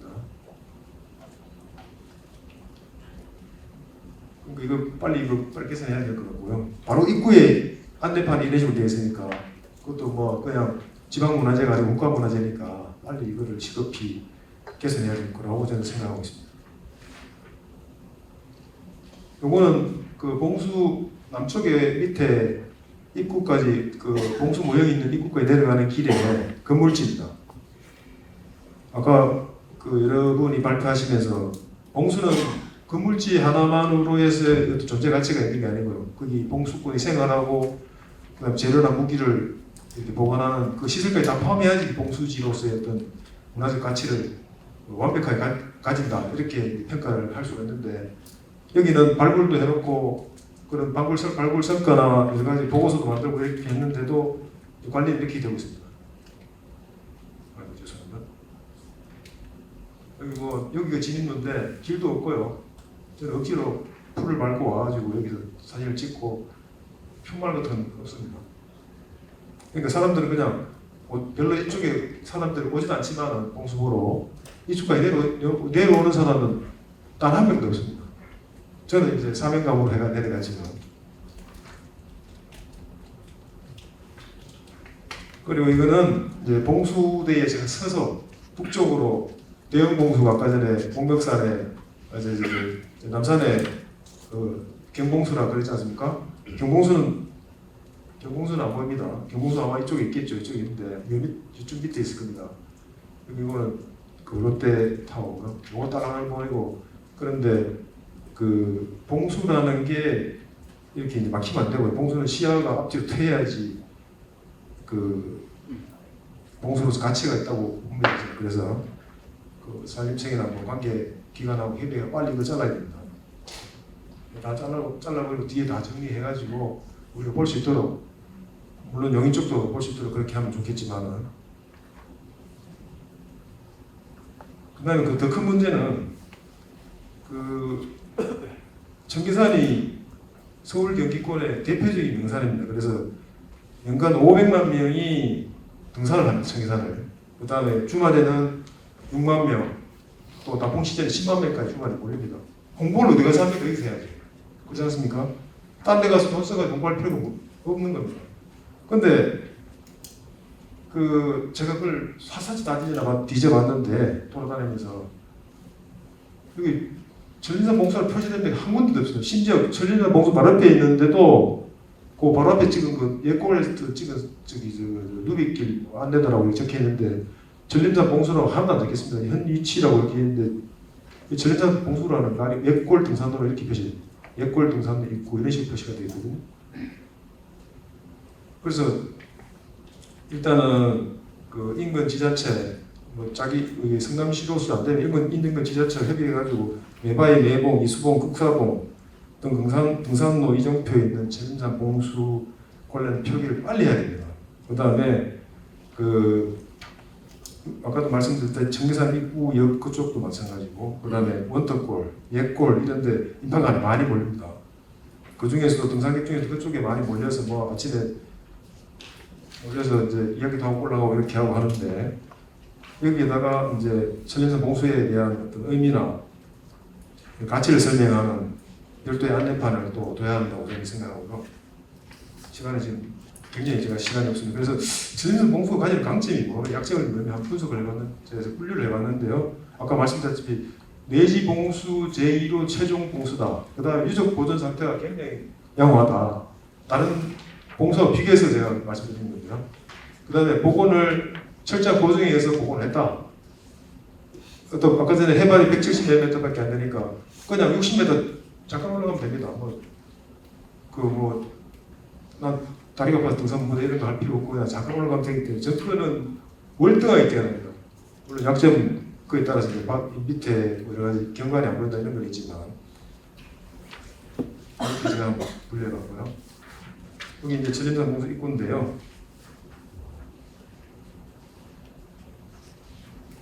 이렇게 생겼어요. 여기 이렇게 생겼고 이제 요 옆에 보면은 굉장히 공간이 넓은 공간이 있습니다. 여러 가지 용도로 활용할 수 있는. 아까 건물지도 그 공간이 이쪽으로 올라가면 굉장히 넓고요. 뒷부분 여기도 보면은 우리 봉수대 주변에 보면 보통 여유 공간이 없는데 여기는 다행히 여기도 공간이 많고 저기 그 건물지 쪽에도 공간이 많고 둘이 연결도 됩니다. 그래서 이거 굉장히 미리 좀 땅을 좀 확보해놓거나 하면 다른 용도로 많이 나중에 추후에 활용할 수 있겠다는 생각이 들었고요. 아까 전에 통신과학관 이런 말씀하셨는데 봉수박물관 관련해서 말씀을 좀 드리고 싶으면요. 이거는 2008년에 이제 문을 연 전북 고창의 고인돌 박물관입니다.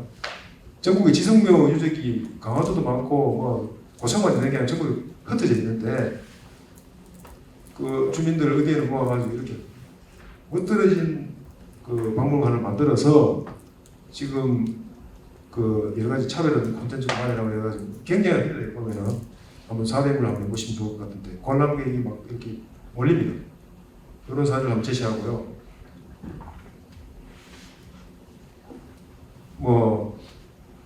아까 이제 말씀드렸듯이 박물관 예정지로는 물론 주차장 이야기도 아까 나왔습니다만 비트가 있으니까 그런 쪽으로 좀 여러 가지로 활용해보면 좋은데 박물관이 아까 전에 2개 판교 박물관 하나 하고 시립 박물관 있다고 했는데 여러분 미국이나 선진국에 가보시면 저도 이제 미국에 몇 년 조금 살아봤는데 캔자시티나 세인트루이스 이런 데 가면 성남시보다 못한 도시입니다. 도시인데 거기 있는 미술관을 박물관을 보면은 거의 국립박물관 수준의 박물관이 그 도시에 있습니다.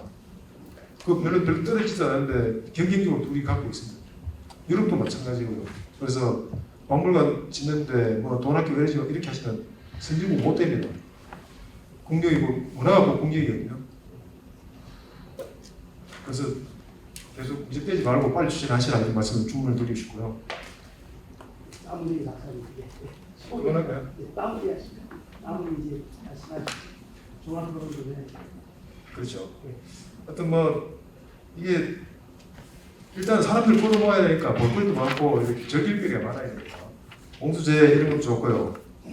그 다음에 이게 역사광장을 하나 만들어가지고 공간이 많으니까 거기서 뭐 공연도 하고 밴드, 국악 밴드, 민요, 전통춤 이런 것도 좀 하고 뭐 그다음에 뭐 산책로 이렇게 봉수대 주변을 걸으면서 야행, 요즘 야행이 유행이니까요. 야행, 별도 관찰하고 애들하고 같이 할 수 있는 뭐 그런 이런 여러 가지 적일거리를 좀 많이 만들었으면 좋겠다 심생이 들고요. 이거는 그 공산성에서 지금 충남의 공산성 가면 이런 공연을 좀 하는 걸 제가 하나 받아봤는데 무대라고 지금 맞바닥 무대거든요. 근데 진짜로 얼마나 좀 엎드려지고 보입니까? 이 깊어가는 가을밤에 공연을 펼치는 사람들이 그냥 몰려올 것 같은데 한번 검토를 봐주시고 아니라 이런 뭐 봉화체화 이런 거는 뭐 아이디어 차원에서 하시고 이번에 50주년 성격하는데 봉수 같은 거 빠져있더라고요. 좀 이렇게 좀 디테일한 부분에서 빼버리면 봉수 홍보에 전혀 도움이 안 됩니다. 그런 거 좀 이렇게 좀 세밀하게. 그 다음에 봉수 주변에 이런 이건 루도비코, 성 루도비코 원리의 그 천주교 유적인들 이런 것들 이수봉 이런 옛날에 유교학자들 여기서 피신했다가 박해받을 때 피신했던 이런 유적들이 굉장히 많습니다. 이미 인계를 좀 봉수의 잠재를 검증하는 데 좋을 것 같기도 하고요. 그 다음에 주변에 명소들이 많습니다. 얘는 저기 뭐야 골든밸리 캠핑장이 캠핑장이 바로 밑에 있습니다. 여기 가족 애들 데리고 많이 캠핑하는 데고요. 글램핑 이런 쪽 계통이고요. 요거는 친구대 식물이고요. 또 주변에 뭐 대학교실도 있고 그래서 이런 것도 같이 하면 봉수 전파에 도움이 되지 않을까. 그래서 지금은 청계산이 보면은 청계산 옛골 쪽이 그냥 옛골이 없다. 청계산 옛골인데 나중에 봉수가 좀 유명해지면 뭐 청계산 봉수골 이런 명칭이 좀 입에 익어서 이렇게 명칭이 좀 바뀌었으면 하는 게 제 소원이긴 합니다. 감사합니다. 자, 종합 토론하겠습니다. 네, 안녕하십니까. 청림산 봉수의 역사적 가치와 활용망 학술대 토론을 해보겠습니다. 주제 발표하신 분들은 이제 다 인사가 됐으니까 토론하신 세 분만 소개를 하겠습니다. 최명숙 성남학연구소 소장님, 그다음에 영인시청 학예연구사 이사연 선생님, 강곡대 신경직 교수님.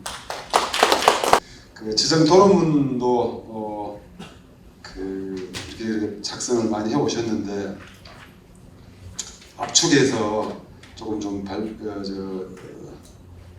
질문을 좀 해줬으면 좋겠습니다. 먼저 차명숙 소장님 간단하게 좀 질문 좀 해주시기 바랍니다. 네, 시간이 없는 관계로 간단하게 몇 가지만 이렇게 보충해서 질문 드리도록 하겠습니다. 정말 오늘은 너무나 뜻깊은 날이에요, 그렇죠? 사실 우리 성남시 50주년을 기념하기 위해서 이렇게 천림산 봉수 유적 이게 사적으로 또 지정된 것을 그렇게 기념하기 위해서 이런 학술회를 열게 되었는데요. 감격스러운 일이라고 저는 생각을 합니다.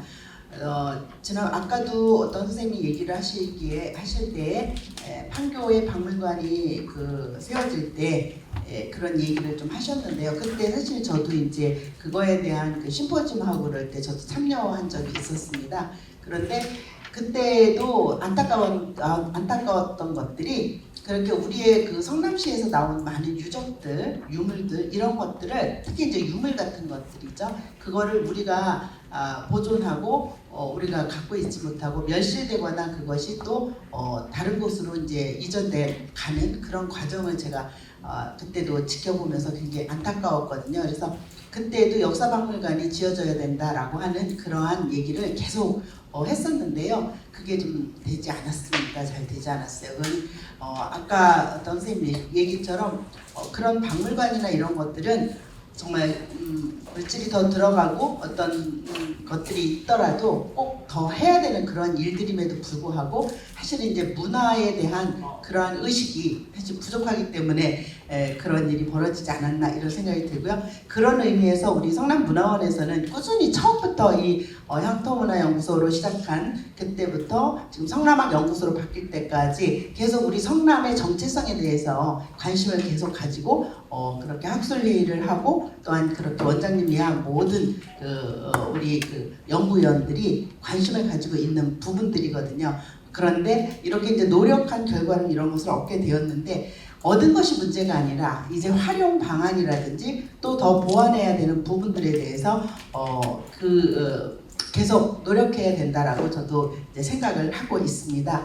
그래서 윤종준 선생님께서 그런 부분에 대해서 우리 여기 발표자인 김종 연구위원님과 함께 굉장히 노력을 또한 많이 하신 줄로 압니다. 그런 중에 여기 이제 발표하신 내용 중에서 현재 복원된 그 천림산 봉수 유적은 이렇게 기존 복원으로만 끝날 것이 아니라 관리하던 그 봉수군의 건물과 비품 창고 이런 것들도 복원되어야 한다고 저도 생각합니다. 조금 전에 배한철 선생님께서 거기 건물지도 그렇게 있고 그런데 거기 그런 부분들이 더 보완되어야 되지 않느냐라고 하는 말씀하셨는데요. 저도 그 복원되기 전에 거기 갔을 때 굉장히 그 부분이 되게 넓은 그런 땅이 있어서 여기 뭐를 하면 참 좋겠구나, 뭐가 좀 들어서면 좋겠구나 이런 생각을 했던 적이 있었거든요. 그런데 여전히 이제 그대로 남아 있습니다. 그래서 그런 부분들에 대해서 더 어떤 생각하시는 바가 있는지 그 부분에 대해서 윤종준 선생님께서 조금만 더 보완해서 말씀해 주시면 좋겠고요. 또 아까도 말씀하셨는데 이것을 이제 축제화하는 여러 가지 방안 중에 하나인데요. 축제화하는 그런 방안이라든지 또는 일단은요 그런 것도 좋겠지만 제가 설명을 들으면서 잠깐 생각했던 부분이 뭐냐 하면 우리 일반 시민들이나 이런 사람들이 봉수에 대해서 관심이 그렇게 있지를 않아요. 그래서 이 부분을 어떻게 할 것인가 이런 생각이 들었었거든요. 그래서 우리 성남시에서 우리 성남문화원에서 주최하고 있는 우리 이제 100일장 같은 게 있거든요. 1년에 한 번씩 하는 그때의 글재나 이런 것들을 그 봉수를 한번 내년에는 봉수에 관련된 그런 글재를 내서 보도 자료나 또는 이런 것들을 좀 우리 문화원 홈페이지에 게시하고 그래서 어린이들이나 거기 참여할 수 있는 시민들이 한 번쯤 읽어보고 또 그렇게 글을 쓰는 그런 시간을 가져보는 건 어떤가 이런 생각도 이제 제가 그 방안으로서 하나 생각해 봤는데요. 그거는 이제 방안을 또 이야기하실 선생님께서 얘기해 주시면 될 것 같은데요. 어쨌든 가습기 그 얘기도 재밌었고 그러긴 했어요. 제가 윤종준 발표자님께 여쭤보고 싶은 하나는 바로 이제 그런 제안한 그렇게 우리 마지막 제가 작성한 토론문의 마지막 3번째 거기에서 보면은 이것을 축제처럼 어떻게 또 체험할 수 있는 그런 방안을 이거는 서울시와 용인시와 그리고 우리 성남시가 다 같이 또 합동으로 해서 한 번쯤 매년은 할 수 없고 적어도 이제 어떤 특별한 그런 기회에 아니면 한 5년에 한 번이라도 축제처럼 한번 이렇게 해보는 거는 어떤가 이런 생각이 들거든요. 공동 체험 행사 같은 거 말입니다. 그래서 그런 것에 대해서 재현할 수 있는 그런 방안을 혹시 갖고 계시다면 그것에 대한 구체적인 방안 그것을 좀 말씀을 듣고 싶습니다. 이 두 가지 한번 말씀해 주시죠. 예. 답변을 시간이 이게 바로 답변하기는 어렵고 부지가 시에서 상당 부분을 매입을 했습니다. 부지는 건물지라든지 이런 걸 복원할 수 있는 부지는 이미 매입이 돼 있기 때문에 앞으로 이제 박물관 건립이라든지 이런 걸 추진함으로 해서 그런 것들이 해결될 거라고 보여지고 주차장 문제도 해결될 거고 그렇게 보여집니다. 그리고 이제 이 체험 행사라든지 이런 것들은 이제 앞으로 이제 더 연구가 필요할 거라고 보여집니다. 그래서 이제 지금 우리가 선해동 그 중앙공원의 선해동 가옥을 위탁 운영을 하고 거기에 대한 해설을 하고 있는 것처럼 그 전림산 봉수도 이제 그런 형태가 좀 되면 그런 그 환경 관리에 도움이 될 거라고 보여집니다. 현재 금토동 쪽의 주민들은 이제 거기 그 고사도 지내고 뭐 문화축제도 지금 몇 년째 지금 하고 있고 지난 21일 토요일 날 금토동 주민들이 그런 행사를 가진 바 있습니다. 그것을 이제 좀 시 차원의 좀 크게 확대된 형태로 좀 진행이 되면 좋을 것 같습니다. 예. 짧은 답변 감사합니다. 두 번째 사적적 경과에 대해서 이서연 선생님 질문 좀 부탁합니다. 네, 방금 소개받은 저는 용인시청에서 학예연구사로 근무하고 있는 이서연입니다. 저도 토론문을 준비해 오긴 했는데요. 오늘 좀 시간이 좀 많이 부족한 관계로 짧게만 말씀드리겠습니다. 아마 제가 여기 오늘 학술대회에 초대되게 된 이유는 바로 이 성남 천림산 봉수로 신호를 전달하는 용인 석성산 봉수의 발굴조사와 지정을 담당하고 있는 담당자로서 이 자리에 초대받게 된 것 같은데요. 그런 의미에서 이제 먼저 이번에 같이 국가 사적으로 지정된 성남 천림산 봉수에서 이렇게 먼저 학술대회를 개최하셔서 용인의 그 담당자로서는 약간 조금 네 하지만 네 그 굉장히 그 뜻깊은 자리에 그 초대받게 돼서 영광이고요. 그래서 이번에 그 김주홍 선생님 그 발표에서 아마 문화재청에서 사적 지정을 하는 그 경과를 그 위주로 설명을 해주셨는데요. 그래서 저는 그래서 이 성남에서도 이 천림산 봉수를 그 먼저 경기도 기념물부터 이제 사적 지정까지 하는 성남시 지자체의 그 노력과 경과도 같이 이 사적 지정 경과에 담아야 되지 않겠느냐라고 이제 그 토론문을 준비를 했는데 사실 제가 이 토론 질문에 대한 그 답변은 윤종준 선생님의 그 발표문에 잘 나와 있더라고요. 그래서 아마 이 답변은 그냥 그 윤종 선생님의 그 발표문으로 가름하면 좋을 것 같다는 생각이고요. 그래서 두 번째 그 질문으로 그냥 대신하도록 하겠습니다. 사실 이 두 번째 질문도 앞서 토론해주신 그 최명숙 그 선생님께서 하신 거랑 좀 유사한데요. 이게 봉수가 연속 유산이다 보니 성남의 어떤 단일한 어떤 정비라든가 활용이 아니라 각 지자체가 그리고 문화재청 간의 어떤 통합적인 그런 협력망이 구축되어야 하지 않은가라고 생각을 하고 있습니다. 그래서 그 신호를 전달하는 어떤 그런 체계도 그렇지만 이게 정비라는 것이 연속 유산인데 각 지자체마다 각기 다른 어떤 정비 방향성이 설정이 된다고 하면 봉수의 어떤 그런 연속 유산으로서의 가치가 조금 덜하지 않을까 싶어서 혹시 이제 김종원 선생님께서는 오랜 기간 문화재청 전문위원도 하셨고 그 봉수 발굴이라든가 그 정비하는 현장을 누구보다 많이 보셨기 때문에 이렇게 각 지자체와 문화재청이 이번에 국가 사적이 된 이후에 어떻게 협력하고 활용하면 좋을지 방안이 있다면 좀 알려주시면 좋겠습니다. 이상입니다. 예, 질문 고맙습니다. 김주홍 선생님 답변 부탁합니다. 예, 그래서 시간도 없고 같다. 하여튼 그 마지막 말씀하신 거 그 짧게 대답해드리겠습니다. 그래서 하여튼 봉수가 연속유산이고요. 그래서 그 문화재청과 지자체가 협력 방안과 역할은 하여튼 청이든 지자체든 담당자의 결정과 의지, 관심 그리고 일반 시민들의 이해가 필요하리라 여기집니다. 이상입니다.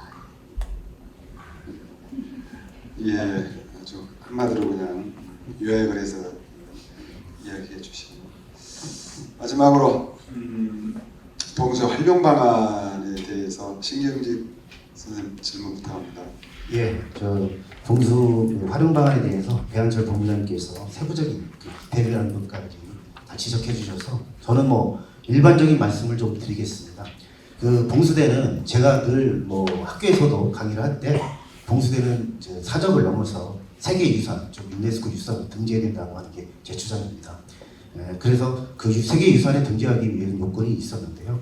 사실은 우리나라 봉수대는 700년 이상 체계적으로 유지해온 우리나라만의 고유한 문화유산입니다. 따라서 우리나라의 그 봉수유산을 세계유산 등재할 충분한 명분이 있고요. 또 우리는 이런 사정을 넘어서 세계유산으로 등재하는 것을 갖고 주민들이 이렇게 많은 관심을 가져줬으면 좋겠고요.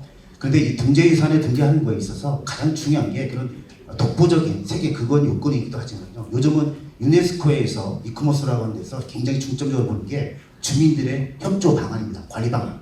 그래서 주민들이 어떻게 행사도 하고 또 뭐 그런 봉수대와 관련된 그 박물관 설치는 굉장히 중요한 아이디어라고 생각합니다. 저는 이 천림산 봉수가 박물관 그 봉수 입지로서 굉장히 타당하다고 보는 것이 첫째로 입지 요건이 너무 좋습니다. 사실은 봉수대가 산 중턱이나 뭐 정상에 있는데 이건 뭐 5분이면 갈 수 있는 데고요. 또 최근에 1년 이상 동안 복원하면서 굉장히 그 문화재로 보면 진정성이라고 그랬죠. 굉장히 원형에 가깝게 복원했기 때문에 그런 진정성도 있고요. 또 한 가지는 또 하나는 이 이거봉수 아까 말씀드렸던 그 이거봉수의 최종 한양 도착하기 최종 봉수입니다. 여기 천림산 봉수가 그런 역사적인 가치가 있습니다. 굉장히 이거봉수는 낙동강이나 이런 한강을 이용해서 굉장히 많이 활용이 됐던 다른 노선보다 가장 의미가 있는 노선이거든요. 거기에 최종 정점에 있는 천림산 봉수입니다. 따라서 저는 어디도 뭐 지자체나 이런 데 보면 봉수대의 박물관은 바로 그 명분도 있어야 되거든요. 왜냐하면 지자체 치고 봉수대 없는 데가 없습니다. 근데 좀 전에 말씀드렸던 그런 접근성 그리고 완전성, 진정성 그리고 역사적 가치 이런 부분들이 완결된 곳이 천림산 봉수라고 생각합니다. 그래서 그러한 명분을 쌓기 위해서는 이제 박물관도 좋지만 만약에 예산이 안 된다면 지금 당장에 어떤 홍보관이라도 만들고 조그맣게 그 봉수의 역사적 가치를 담은 리플렛 그걸 만들어서 등산객들 그리고 그 주변에 지금 굉장히 공공택지 많이 되고 있습니다. 그런 주민들에게 나눠줘서 이 봉수대의 주민들이 그 가치, 역사적 가치를 알 수 있도록 하는 그런 것들이 조그마한 노력들이 쌓여서 결국 그것들이 세계 문화유산으로 등재하는 데 더 기회가 되지 않을까 그런 계기를 여기 성남문화원과 성남시가 해주셨으면 좋겠습니다. 저는 이렇게 건의하는 걸로 마무리 짓도록 하겠습니다. 예, 감사합니다. 그리고 그 배한철 선생님 못한 이야기 좀 있으시면 간단하게 좀 하시죠. 객석에서 한 분만. 예. 지금 천림산 봉수가 1995년에 이제 광복 50주년을 기념해가지고 청주에 있는 작은 문화단체 청주 문화사랑이라는 모임에서 전국에 이제 어떤 타발을 띄워서 상당히 많은 인원이 참여를 하게 되면서 이런 책자를 한 권 떴습니다. 이런 책자를 그때 제가 받은 책자인데 이 책자를 보면 이 안에 성남의 천림산 봉수라는 게 나와요. 그래서 내가 이제 성남에 살았지만 봉수 투어라는 걸 몰랐기 때문에 그때 문화원에 가서 봉수대가 어디 있다는데 어디 있습니까? 하니까 거기도 몰라요. 사무장 한 분 있었어요. 근데 그 다음날 전화가 왔어요. 아, 봉화뚝이라고 불려지는 데가 있다는데 옛날에 봉수를 올려서 거기를 봉수를 올렸기 때문에 여기 봉화뚝이라고 불려진다. 그래서 이제 거기를 찾아갔어요. 찾아간 곳이 요 대회를 치른 인능산 등자리마을에 있는 산인데 하여튼 일회 대회를 치렀어요. 그 동네 주민들하고 이제 지역에 있는 문화 단체 몇 명하고 해서 그리고 여기 나와 있는 대로 이제 이회 대회를 한다고 이제 그 지역에 있는 신문에 나가니까 그 신문을 보고 왜 우리 봉화도 여기 있는데 그래서 바로 달려갔어요. 봉화 그런 흔적이 있다고 바로 달려갔더니 바로 여기서 이야기하는 그런 게 있더라고요. 이제 그런 과정을 이렇게 좀 말씀드리고 그리고 나서 이제 저도 성남에서 한 8회 정도를 이와 똑같은 책자를 만들어서 통일기원 천림산 봉화제를 지역 주민과 함께 했습니다.